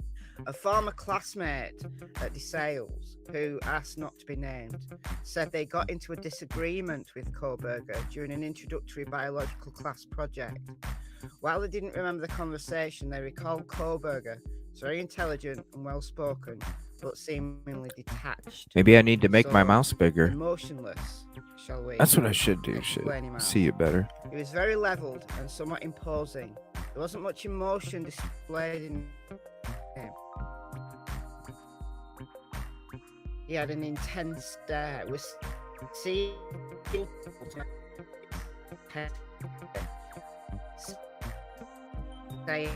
So detached from the world. Former friends told the Daily Thank you for Beast hanging out, KG. high school years were marked by a Oh, drastic come on, weight loss, pause. as What's well as going on cruel. here? Thank you for hanging out, KG, and checking out the channel. I appreciate it, and thank you for the sub. I hope you have a wonderful day and Happy New Year, and get some rest, and some good rest too. Damn, party animal. But hopefully nothing with them floods, though, for real. Prayers. Bullying, a deep interest in police movies and criminology. While his parents battled financial issues, filing for bankruptcy the year Kohlberger was born, and again when he was 14. On the second occasion, they surrendered their house and car after facing a great deal of debt and having just $512 in the... Nick McLaughlin, we talked about him yesterday on my live. I think it was either on my live. Yeah, it was on my live. I was going to say it's either on my live or in my video. But Yeah, I did both yesterday. Nick McLaughlin, who's friends with Kohlberger in high school, described him as down to earth, overweight when they graduated junior year, but he was thinner than a rail when the start of the senior year, and he turned aggressive. He wanted to fight someone. He was a bully. We started cutting him off from our friend group because he was 100% a different person. He began putting moves on Nick's girlfriend. We've talked about this. Another high school friend, Thomas Arndt, recalls Kohlberger as a bully who would point out his friends' flaws and insecurities to distract from his own struggles and his weight. So starting to see someone obsessed with his body, obsessed with his weight, personality change. He did that to me all the time, Thomas told the Daily Beast. He would go after my intelligence. He would basically insinuate that I'm kind of slow-witted, I'm forgetful, and I lack the intelligence to be his friend. So this is a narcissist. This is a narcissist putting his own intelligence above everybody else. He believes he's smarter than everybody else. And he's putting his friends down because he perceives them as being, well, not as intelligent as him. He cut off his friendship with Kohlberger because of the incessant bullying. Wow. He said Kohlberger's father, a maintenance worker, and a mother, a substitute teacher, were genuinely kind people. Aunt's sister's Casey. So this is Casey's the TikToker who talked about him. Said Kohlberger told her after graduating that he'd entered rehab. When she ran into him at a wedding in 2017, she said it seemed like his life was picking up. But apparently it wasn't. Well, on the face of it, it was, because he got his master's degree in criminal justice in 2022. And then he was enrolled on a doctoral program, did a whole semester, carried on studying after the murders. But Arntz told the Daily Beast that he wasn't surprised that he was arrested. He was mean-spirited. He was a bully. I never thought he would do something like that, but at the same time, it doesn't surprise me. But a former teacher said he was a good kid, never in major trouble when she taught him in 11th and 12th grade. But he was passionate about criminal justice. He was just a regular 12th grader. Had a few friends, was a good student, she said. I thought he would become a police officer or correctional officer. He liked to watch movies about police and asked me the next day if I'd seen it. It was more than a hobby for him. To me, it sounds like it was an obsession. She said she feels sick over Kohlberger's alleged crimes and wonders if she could have done more for him or said something different to prevent him from travelling down a dark path. He liked school, got good grades, did well in Votech, had friends, had plans to go to school for criminal justice. He had his life in order. On the face of it, he probably did. But was he starting to live a double life? After this personality change, was he starting to live a double life? It's in the back of my mind now that we might be dealing with another ex-Colonel Russell Williams. He once tried breaking a window, a woman claims. A woman who says she knew the Idaho quadruple murder suspect as a teen claims she once saw him try to break a window and that he developed a mean streak as he aged. It was alleged that he tried to punch through an unbreakable glass window, and while he was over at their house visiting with their kids, according to their mother, who tells TMZ she saw a sign of aggression. The woman, who's staying anonymous, says her two kids grew up with Kohlberger in Effort, Pennsylvania. Explained he was mostly quiet until about 2017 when she claimed she saw him change into a bully towards her kids. Although she says she never saw him get physical with them. Still, she insists there were troubling signs. Kohlberger wasn't able to break the glass, but the fact he attempted to on the spot shocked her. It aligned with what she says. She saw a dark side starting to emerge in him. And this is when he was using heroin.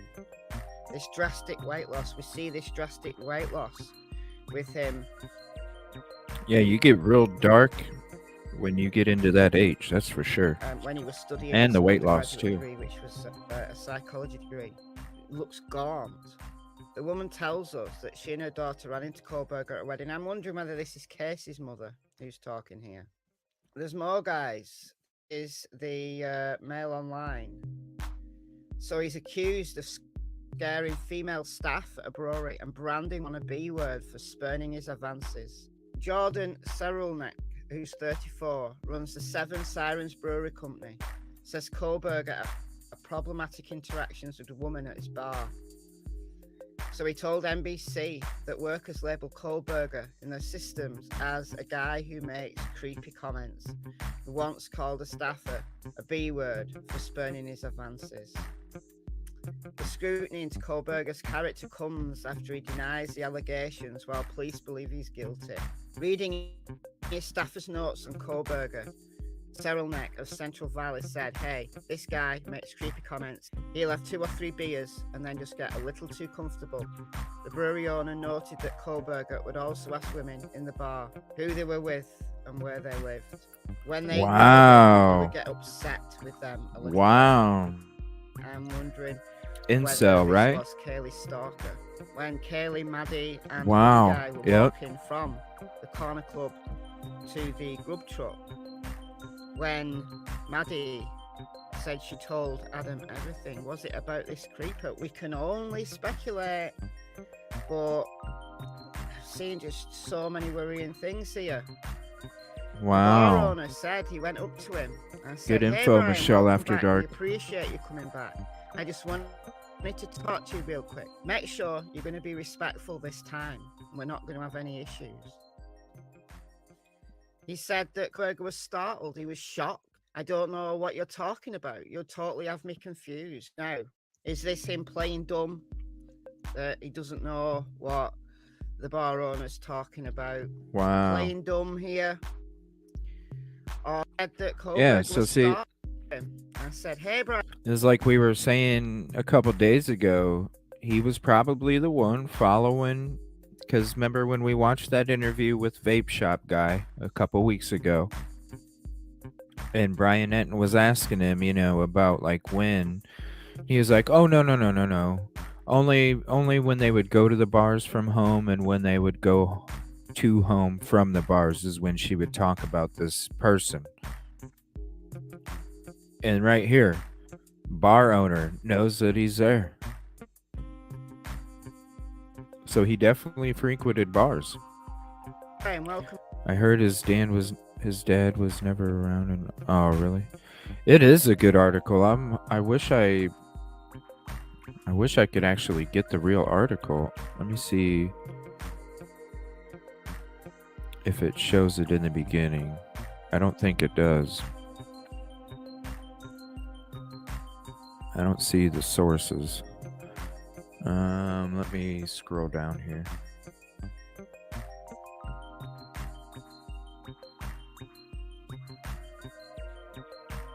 All right, 1 second. So this is let's see. Once tried to break. I can't do TMZ. Is it Mail Online? I think so. Let me see. Let me see if this is the one.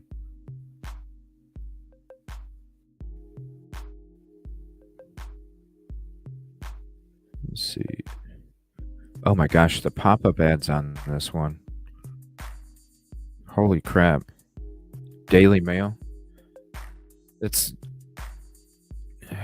Oh yeah, I can't read these because you got to subscribe. I already get enough emails. She does. She has a great channel. That's why I like going to it.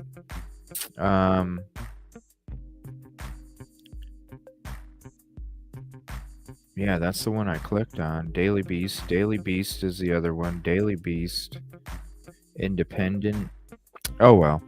I can always go back to this video, I suppose. Welcome back. We appreciate you coming back. I just wanted to talk to you real quick. Make sure you're going to be Wow. respectful this time. We're not going to have any issues. He said that Kohlberger was startled. He was shocked. "I don't know what you're talking about. You'll totally have me confused." Now, is this him playing dumb? That he doesn't know what the bar owner's talking about? Playing dumb here? Or did he genuinely not know? Is he genuinely so detached from reality?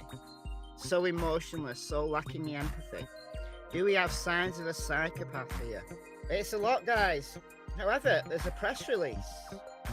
There's a press release saying he wants to waive his extradition.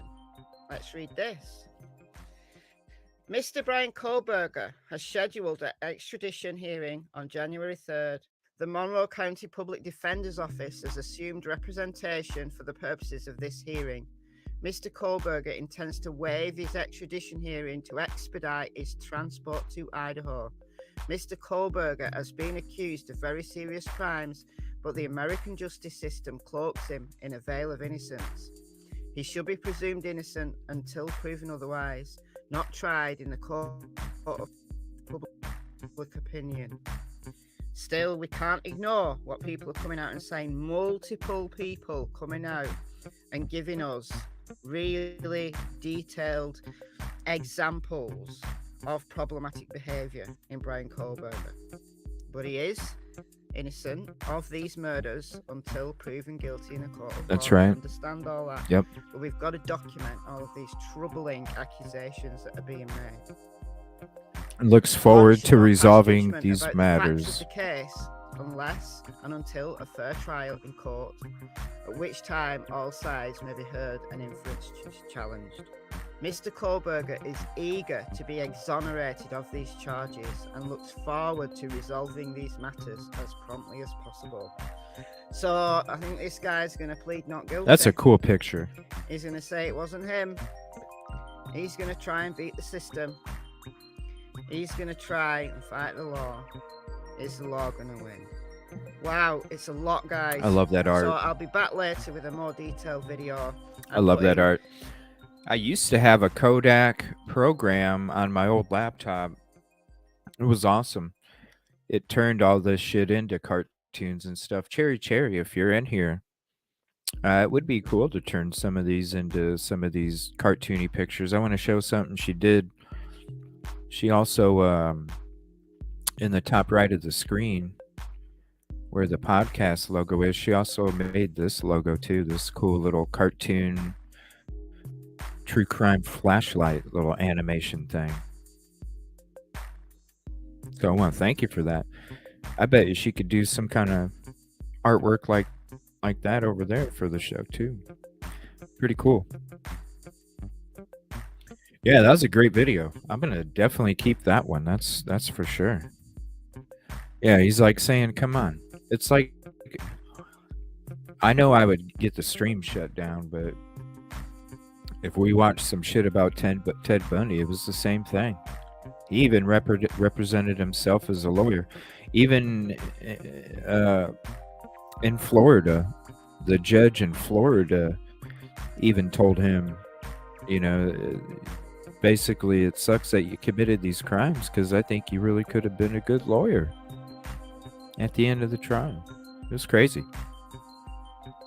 I want to mention Silky Southern Tea. She was in the show last night at the end there, and I appreciate her company and her support and her contribution. And I want to put her channel in the link.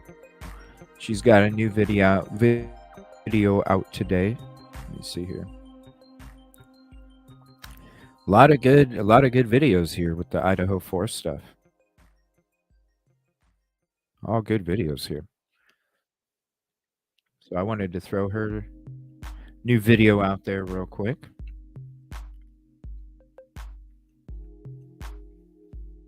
Yep, exactly.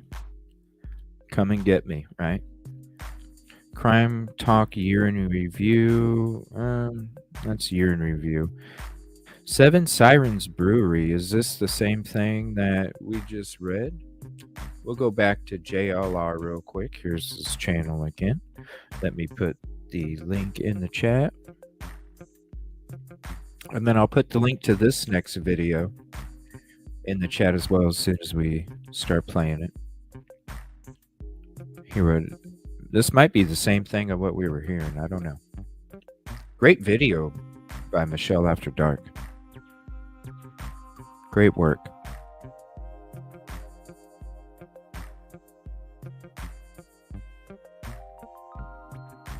Come on, StreamYard. Come on, go back.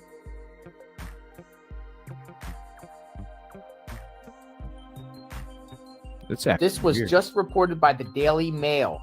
Idaho killer is accused of scaring female staff at brewery and branding one a BI, you know what I'm saying, for spurning his advances. As it's revealed, FBI tracked his Hyundai across the U.S. for 4 days before nailing him.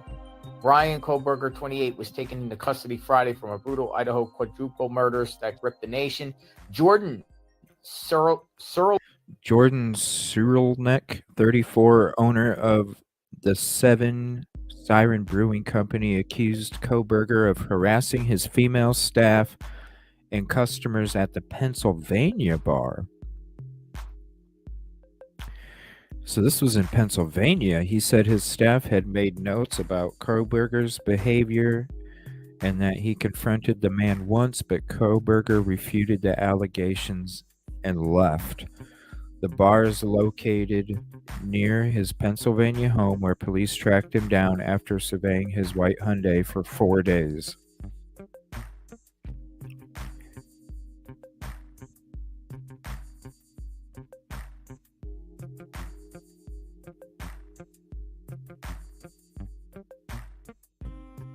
Oh, hold on. Dang it. I wanted to read the rest of that.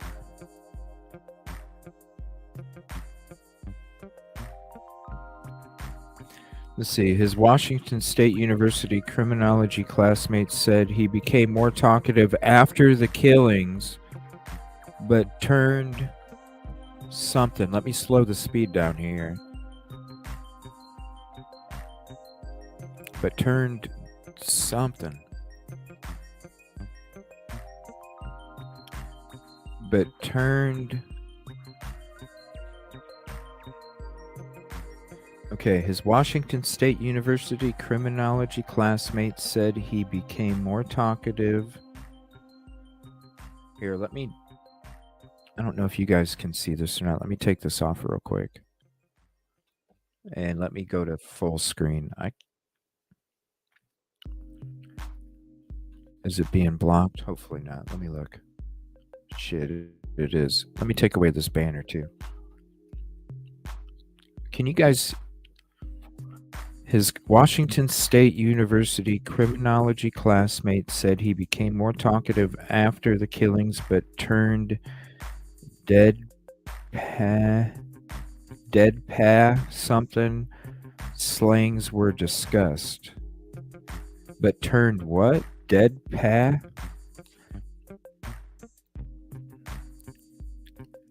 So nobody would suspect his creepy ass out. Yeah. Yep. And then, come on, StreamYard. And then, deadpan.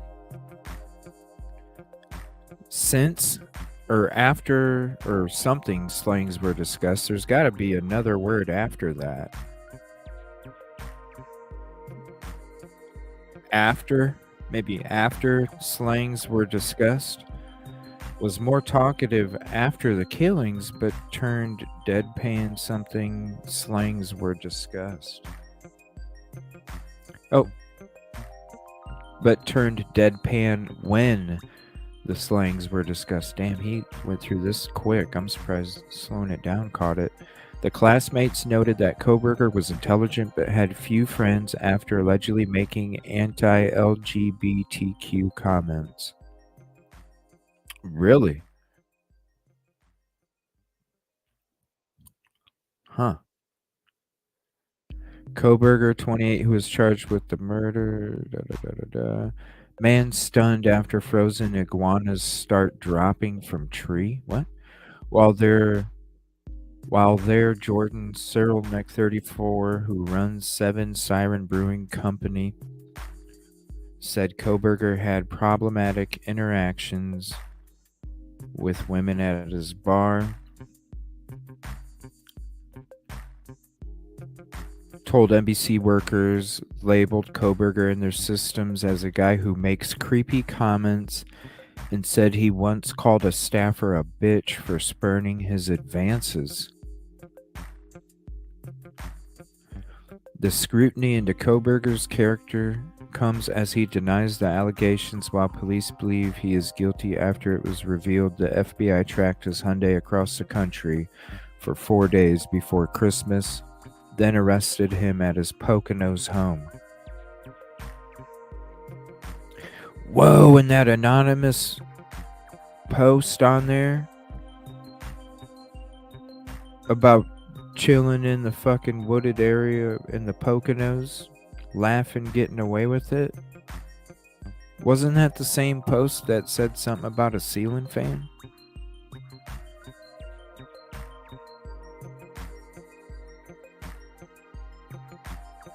I think that was the same damn post.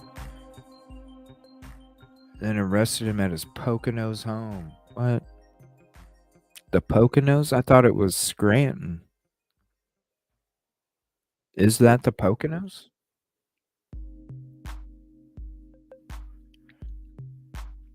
That's weird. Damn, StreamYard bugging out.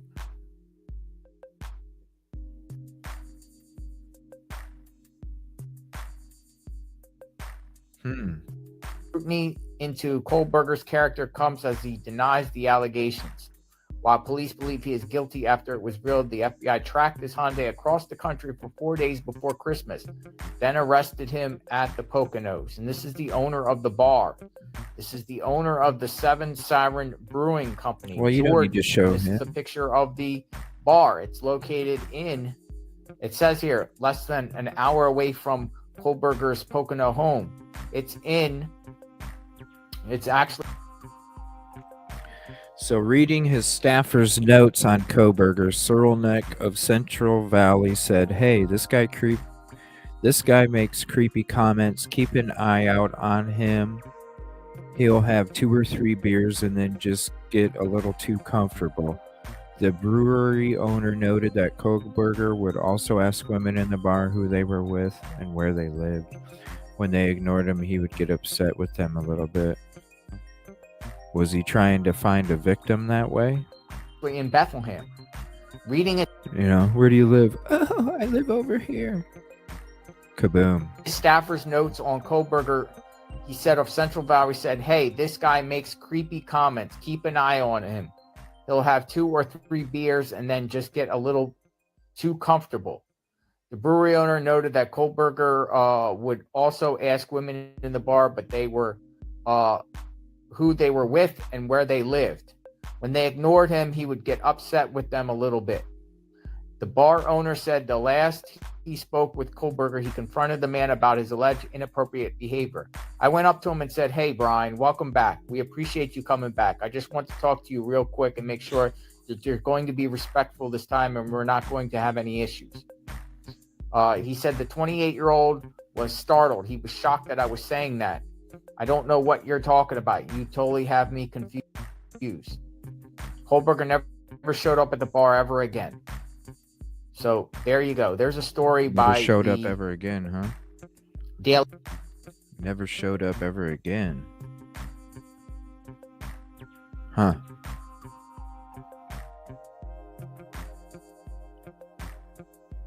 Have a couple beers. So you think he was frequenting the Mad Greek? I wouldn't be surprised.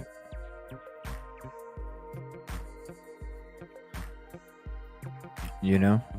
Creeping like a motherfucker. Seven Signs Brewery. All right, so we watched that one. Let's see. Crime Talk. Former friend are shocked what they say. Eager to be exonerated. Nancy Liu reports from Moscow. That's that new lady they have on there now. I don't hear what she says. What's her name again? Nancy Liu? And let's get to Moscow, Idaho, where Nancy Liu just Ooh, spoke Brian with the police M. chief a few hours Speaking ago. of. Nancy, police are telling you they believe alone. Yeah, Natasha, the Moscow police chief tells me that they have their prime suspect along with the white Elantra that they had been seeking for weeks. And as this investigation enters phase, this now infamous home will remain under guard, surrounded by yellow tape as a crime scene.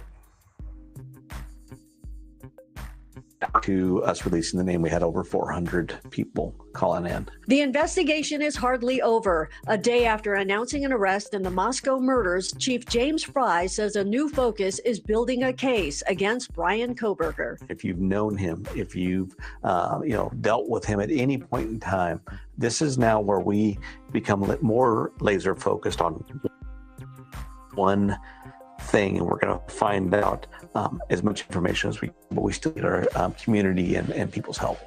Soon after Kohberger's arrest, an all-day search of his apartment on the Washington State campus in Pullman. According to a Wazoo classmate, Kohberger had a different demeanor in recent weeks. A graduate student who lives in Kohberger's campus complex stunned that the neighbor who chatted with him about criminology may be a brutal killer. I think it's a little bit creepy right now, obviously, because we have someone who, studied criminology background and with psychology, and he actually doing some, I don't know, he's suspect right now, right? But I can't say that if he actually did the crime, it's pretty scary and spooky. He wanted to learn Last every night, aspect NewsNation of it. captured crews removing multiple boxes, suitcases, and bags from Kohberger's apartment. Also taken into evidence a large computer tower.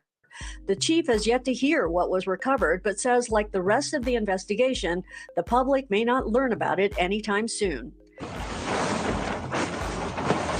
At the murder scene, crews set up to begin remediation and cleanup yesterday, putting up black sheeting to block the removal of items from the home. But a local court halted the process to keep the scene preserved indefinitely.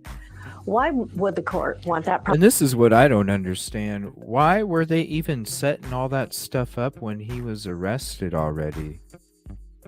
I don't understand that part of it. Because that was the day of the press conference. They arrested him at 3 a.m. that day. And then at, 8 a.m. something, they allowed those people to start setting up. I don't understand that either. Process stopped. It could be many reasons. Could be for the defense counsel. Could be that they just want to hold it for a little bit. Chief Fry says he has spoken to the victims' families, but knows there is comfort at this point. Continue to withhold many details about. Yeah, thanks for hanging out, Pam. I appreciate it. See you later. I will be back on later, and I'm probably only going to be on another half hour probably for the afternoon, and then I'll be back on at 7 o'clock Central, 8 o'clock Eastern for my night show. So I appreciate you hanging out with this spur afternoon stream I've been doing here the last couple of days with these days off from work. So I appreciate you hanging out. Remember the neighbor guy who was a law student the day after the murder? I know he was cleared, but I wonder if he knew. Bruin. I love the shit you come up with in chat. Seriously. I really do. Probably go to work day before. Probably got work order day before. Man. Yeah, definitely have a good day. Yes. Can't wait to see you later tonight, Pam. Thank you. Yeah, I'm probably just going to be on about another half hour or so. Probably hang out and do some Twitch streaming and gaming for a little while. Eat some supper, and then be back for the show tonight. I need to find those Reddit posts where that person was describing, Bruin, if you know what I'm talking about. I need to see those Reddit posts. Kib Kitty, do you know what Reddit post I'm talking about? How there was even people accusing him of being the person and stuff. I couldn't get the link for that. I need to find the link for that. And I need to start learning how to do YouTube shorts also, so I can start doing some YouTube shorts with some of the stuff that we come up with. We have a lot of good shit About Kohberger and his potential links to the victims. it is so important to hold that information and keep it right where it was, so that when we made an arrest, and now as we continue further, there'll be more information that we're going to hold till the end, because we want to get a conviction. And Moscow police say they believe Kohberger is the one who committed the murders, though they continue to investigate all aspects of this case. Far more details are expected with the unsealing of an affidavit when and if. Hey, Cherry, since you're in the chat, I wanna ask you something. If I send you a picture of his mugshot with that suicide jacket, can you make that picture do this on the top right?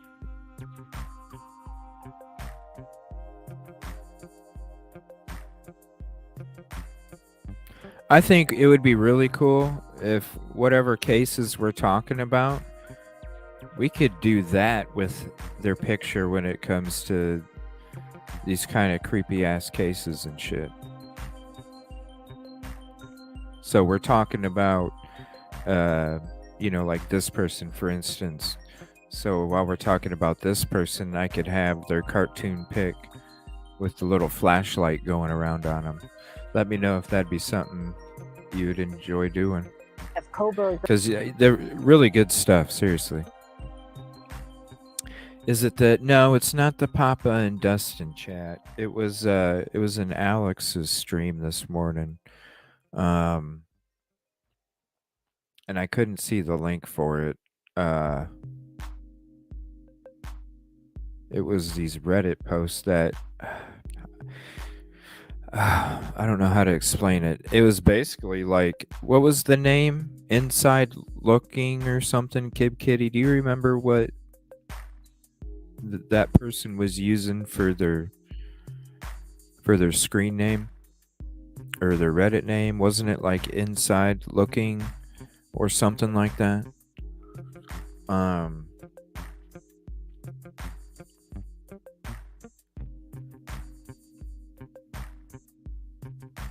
Let's see here. Let me send you. I think I have the picture for it already. Let me send you the picture real quick, Cherry. Let me see here. I have a cases folder now. Yeah, here we go. So here, I'm gonna send you that picture. If you can do me a favor, and let me send it. I don't know. Let's see. Yeah, there's the picture. If you can do that with the flashlight, that'd be freaking cool for tonight, because we're gonna be talking about it. Inside Looking Out. Yeah, Bruin. It's a Reddit feed with the name Inside Looking Out. And I mean, oh my gosh, you read through, that would be something really nice to be able to read through tonight with everybody, because man, it's a lot of good information. And I just don't know how to get the link. And I'm not familiar with Reddit, unfortunately. Let me see here. The pun. Definitely gotta put that. Okay. Thank you, Bruin. I appreciate it. Yeah, I know it's getting removed left and right, Yeah, that'd be cool to have that flashlight picture of the mugshot, right? Little flashlight searching around, because we're going to be talking about this tonight. Maybe a little bit of Delphi and stuff. Ooh, I should get RA's screenshot or mugshot too. I'll do that after the show's over, but that'd be neat though. RA's mugshot too. Wow. Keegan Klein. RA though, because we'll probably be talking Delphi tonight too. Hopefully Silky will be able to join tonight. I love having her in the panel. Usually on Sundays she's able to. And Justice was in on Sunday night as well last time, so that would be cool. Thank you. I appreciate it, Bruin. That would be really cool to go over it tonight. You know what I'm saying? Yeah. Thank you. Let's see. So that one's done. And I need to go through my folder, my video folder, and get rid of some of these. Definitely got to clean that up too. Do some maintenance on the show, for the show. I mean, after we get done. Okay, I don't think those are connected, so I'm gonna remove that. Eager to be exonerated. We note that. Nancy Lou. That was interesting, but nothing really groundbreaking there. That was a great video right there. Who makes creepy comments? Let's see. This is just some regular clip. Probably just stuff we've already heard before. Kaylee comments state they see connections. What, did the family do another interview?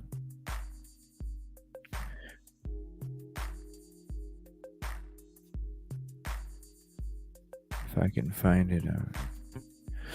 No, Kid Kitty, she doesn't have a channel. She's just here for the support. Most people don't have a channel. But speaking of, if you do create content on YouTube, please email me your channel link and whatever other social that you have. That if there's any other content creators in here, I definitely love sharing as well. So yeah, go ahead and email me or send me the information in my Twitter. That would be cool, Bruin. Thank you. I appreciate it. That would be, it would be really interesting to go over that shit tonight, seriously, because if everybody got to see what was, you know, the communications of everything, oh my gosh, it would be stunning. Let's see, Inside Edition, News Nation. Did we watch this one? I think we were going to, but we didn't. Law and Crime Network. Okay, so I think, what are we hitting, 240? I'm going to go ahead and hit this one and this one. And then we might end the show after that, but like I said, I'll be back on tonight, 7 o'clock Central, 8 Eastern. I just need that little break. I will be on Twitch doing some gaming, though, so if you want to hang out with me while I'm on Twitch, you're more than welcome to. Just let me know if you'd like that link. January 5th. They obviously explained why they couldn't reveal very much information, hardly any information, which is because of he has to be served with this warrant in Idaho. And if he fights extradition, we could have 30 more days before not knowing exactly what led them to this suspect. I just have to echo something that Brian was talking about. It does appear to be, you know, this car and they're advertising, they're going to the public saying, has anybody seen this white Elantra? Report it, tell us if you've seen the white Elantra. That appears to be a crucial sort of turning point in this investigation. And obviously they found a white Elantra.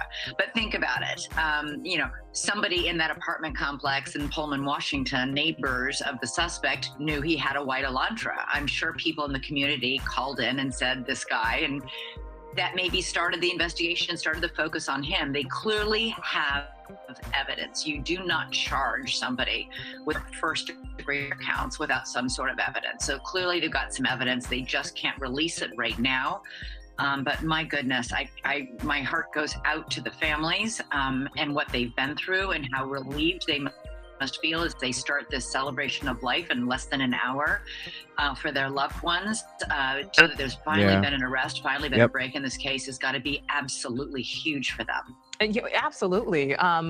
Does it surprise you? I mean, obviously, we know investigators have been working behind the scenes. There's been stuff happening, even if we don't know what that is. But at the same time, Kohlberger made it all the way across the country. He's, been on the run essentially for nearly 7 weeks. Does that surprise you? How was he able? This is a 28-year-old. How was he able to do this? Well, first of all, he's a criminal justice student. He studies crime in school. So he's not, going to be, he's not a novice who hasn't studied this in some respect. So we know that just from his his studies at that school. He's a young man. He, there have been other killers his age and younger who have committed horrific crimes in cold blood.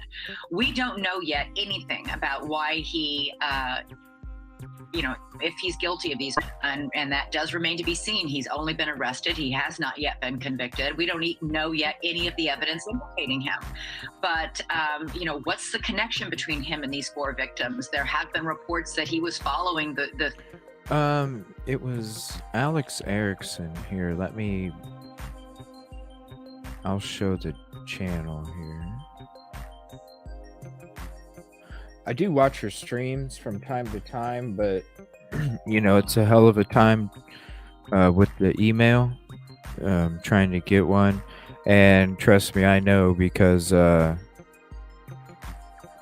it's hard for me to get to my emails even, and she's got 10,000 subscribers, and I only have 170, so I'm sure it's no, the email, but this is her channel, and that's what the background looks like, so you got the right one. It was from this morning, but I could not find a oops, hold on, I didn't share the tab. There's the tab. That's what the channel looks like. I couldn't see a link, so I was just curious if anybody that is on Reddit knows the articles that I'm talking about. Yeah, no problem. And I like promoting her too. I love her channel. She's one of the most passionate people on YouTube that covers true crime. Like, you can hear the passion in her voice when she's discussing all these topics,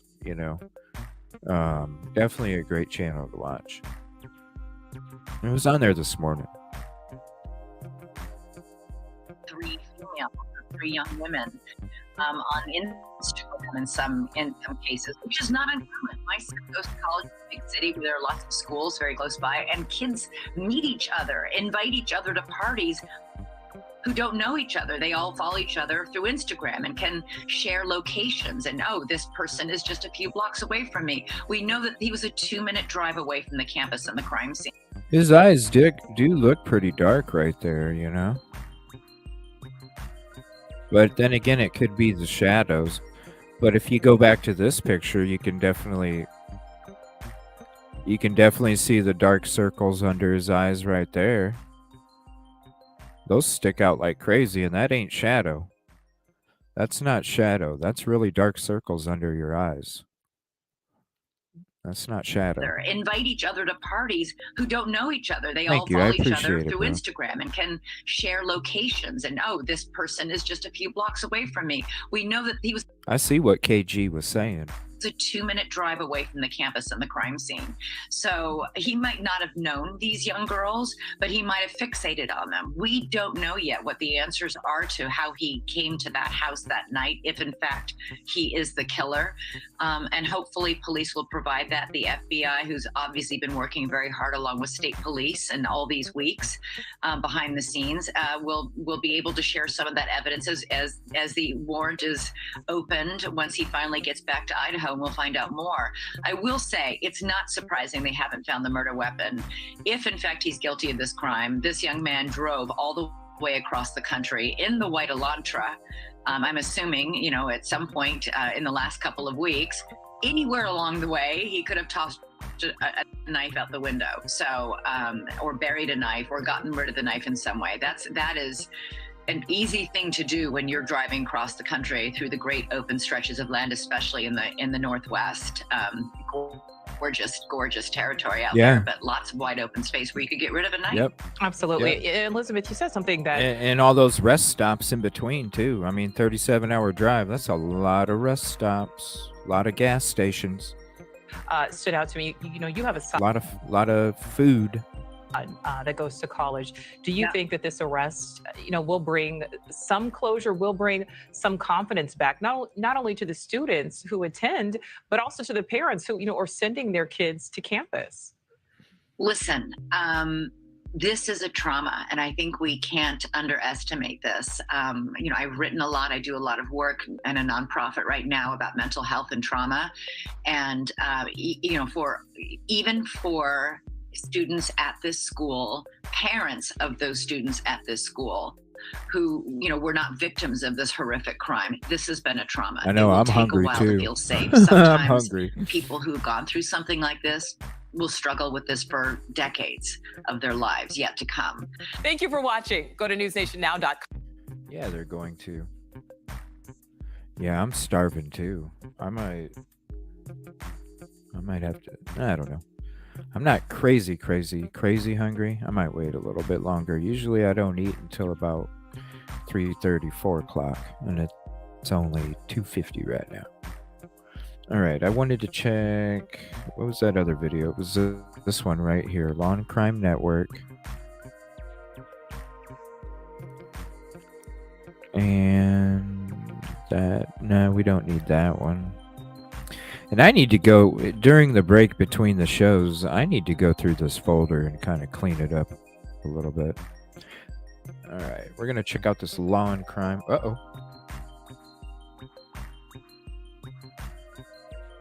Law and Crime channel.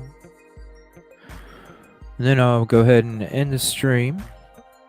Yep, I'm going to go ahead and end the stream here probably in about 10 minutes. We're going to watch this video, chat for a few, and then I'll be hopping off. I'm going to be getting on Twitch to do some gaming for a little bit. I'll go ahead and put that up in the chat in a second if you'd like to hang out on Twitch. I'm going to chicken breasts in the oven. I'm gonna get this stand. I'm gonna order this stand this afternoon. I'm ordering the coffee light sign, the neon sign that's gonna go up where that picture's at right there. It's gonna go up here, the neon coffee sign cup neon.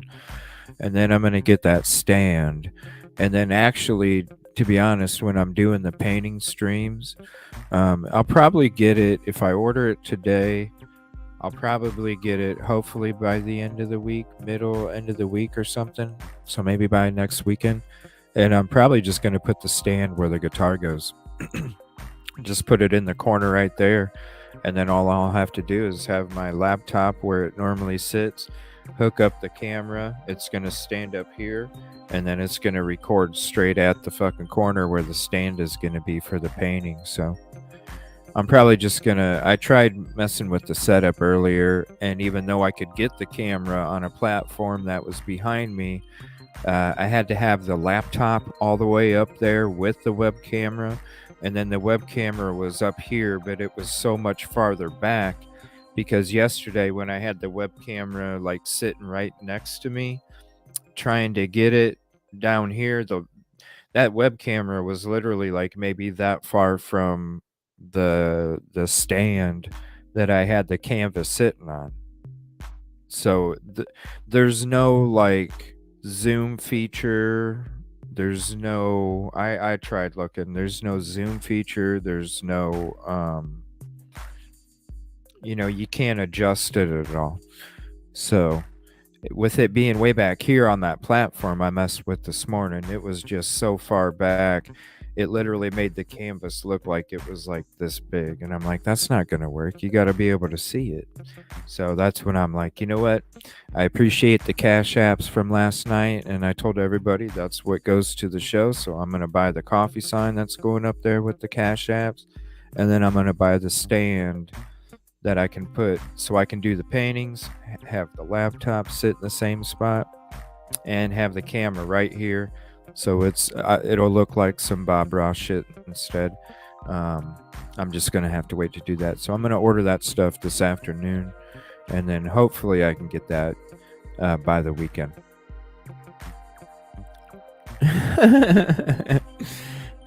You know how our phones like to autocorrect shit these days.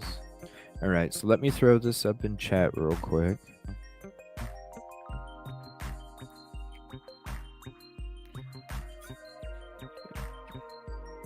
All right, we'll see what they say real quick, and then I'm going to go ahead and end it. Go to Twitch.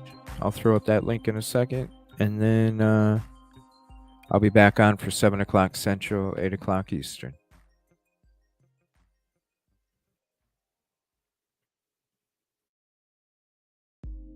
These murders have shaken our community, and no arrest will ever bring back these young students.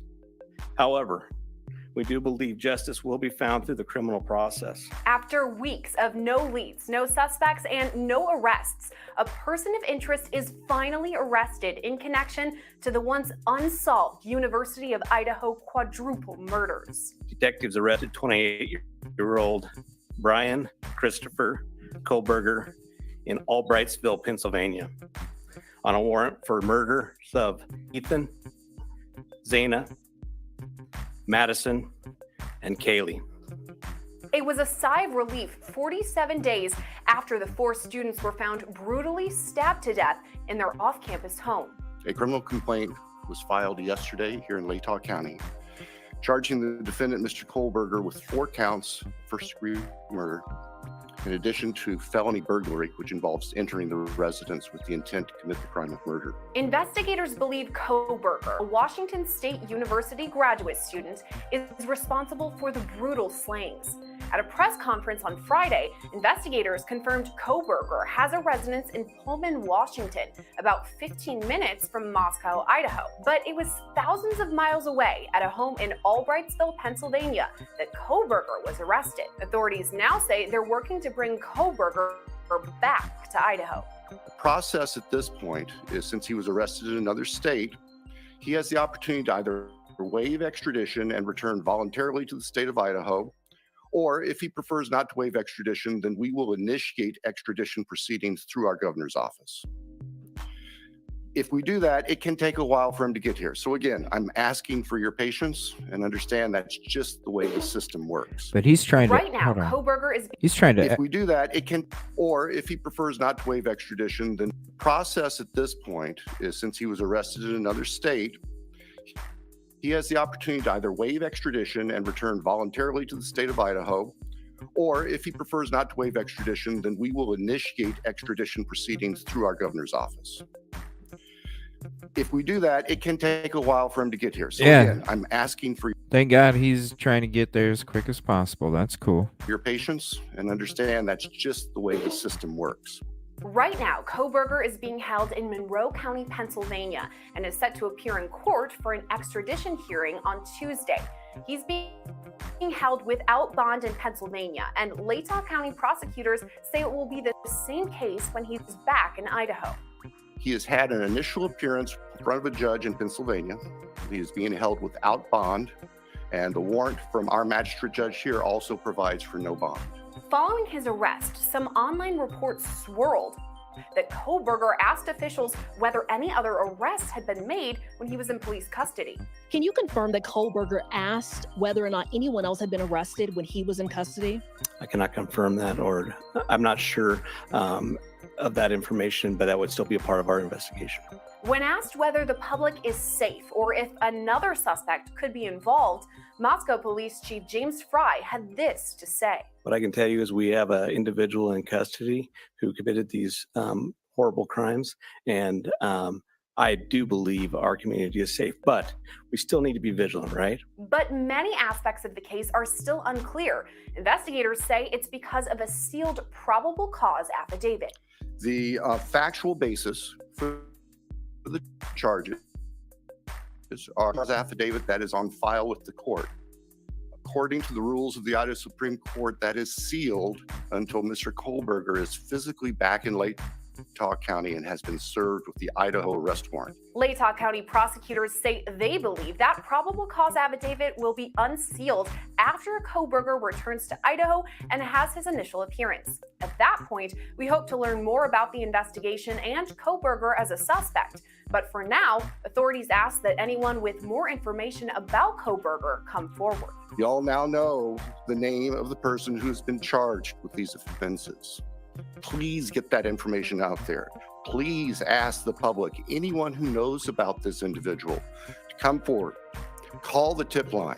Report anything you know about him to help the investigators and eventually our office and the court system understand fully everything there is to know about not only the individual, but what happened and why. I'm jealous of that man's mustache and beard. What's up, Valerie Knox? Thanks for joining the stream. Hope you're having a happy new year. Thank you as well. Uh-oh. StreamYard messing up. Yeah, Happy New Year as well. Thank you for hopping in. I appreciate it. She's got a great channel too. Yeah, if you're not busy tonight at 7 Central, Valerie, more than welcome to hop in. She's got a great channel too. Let me throw her link up in the chat here. Definitely give her a sub too. Good stuff over there. Thank you again. Just doing a little afternoon show. Gonna take a break for a few hours, hop over on Twitch and do some gaming and stuff. So if you want to hang out with me after the show, before tonight's show at 7 o'clock Central, come say hi on Twitch as well. I'll be doing some gaming for a little bit before that. And then I'm going to eat some supper. And then I'm going to be back on. Happy New Year to everybody as well, too. Thank you guys for hanging out this afternoon. I appreciate it. I can't wait to get into the stuff we're getting into tonight. All that Reddit stuff and all this other stuff. And hopefully we'll have a little couple extra animations or something too. So I just want to say thank you everybody for hanging out. Sorry we're ending when you hopped in, Valerie. We will be on tonight though, or any other night at 7 o'clock Central, 8 Eastern. So any night that you are not busy, yeah, hop on in, say hi. Oh, you're welcome. I appreciate you, and thank you for throwing my link out there as a moderator as well. I really appreciate that, Valerie, because you know I'm just a little teeny minnow out there. Thank you so much, everybody. I can't wait to get back on tonight and have this brain stew going. It's going to be beautiful. I'm excited. And man, what a great couple weeks with everybody's information. Thank you so much. Thank you so much. I can't wait to see you guys tonight.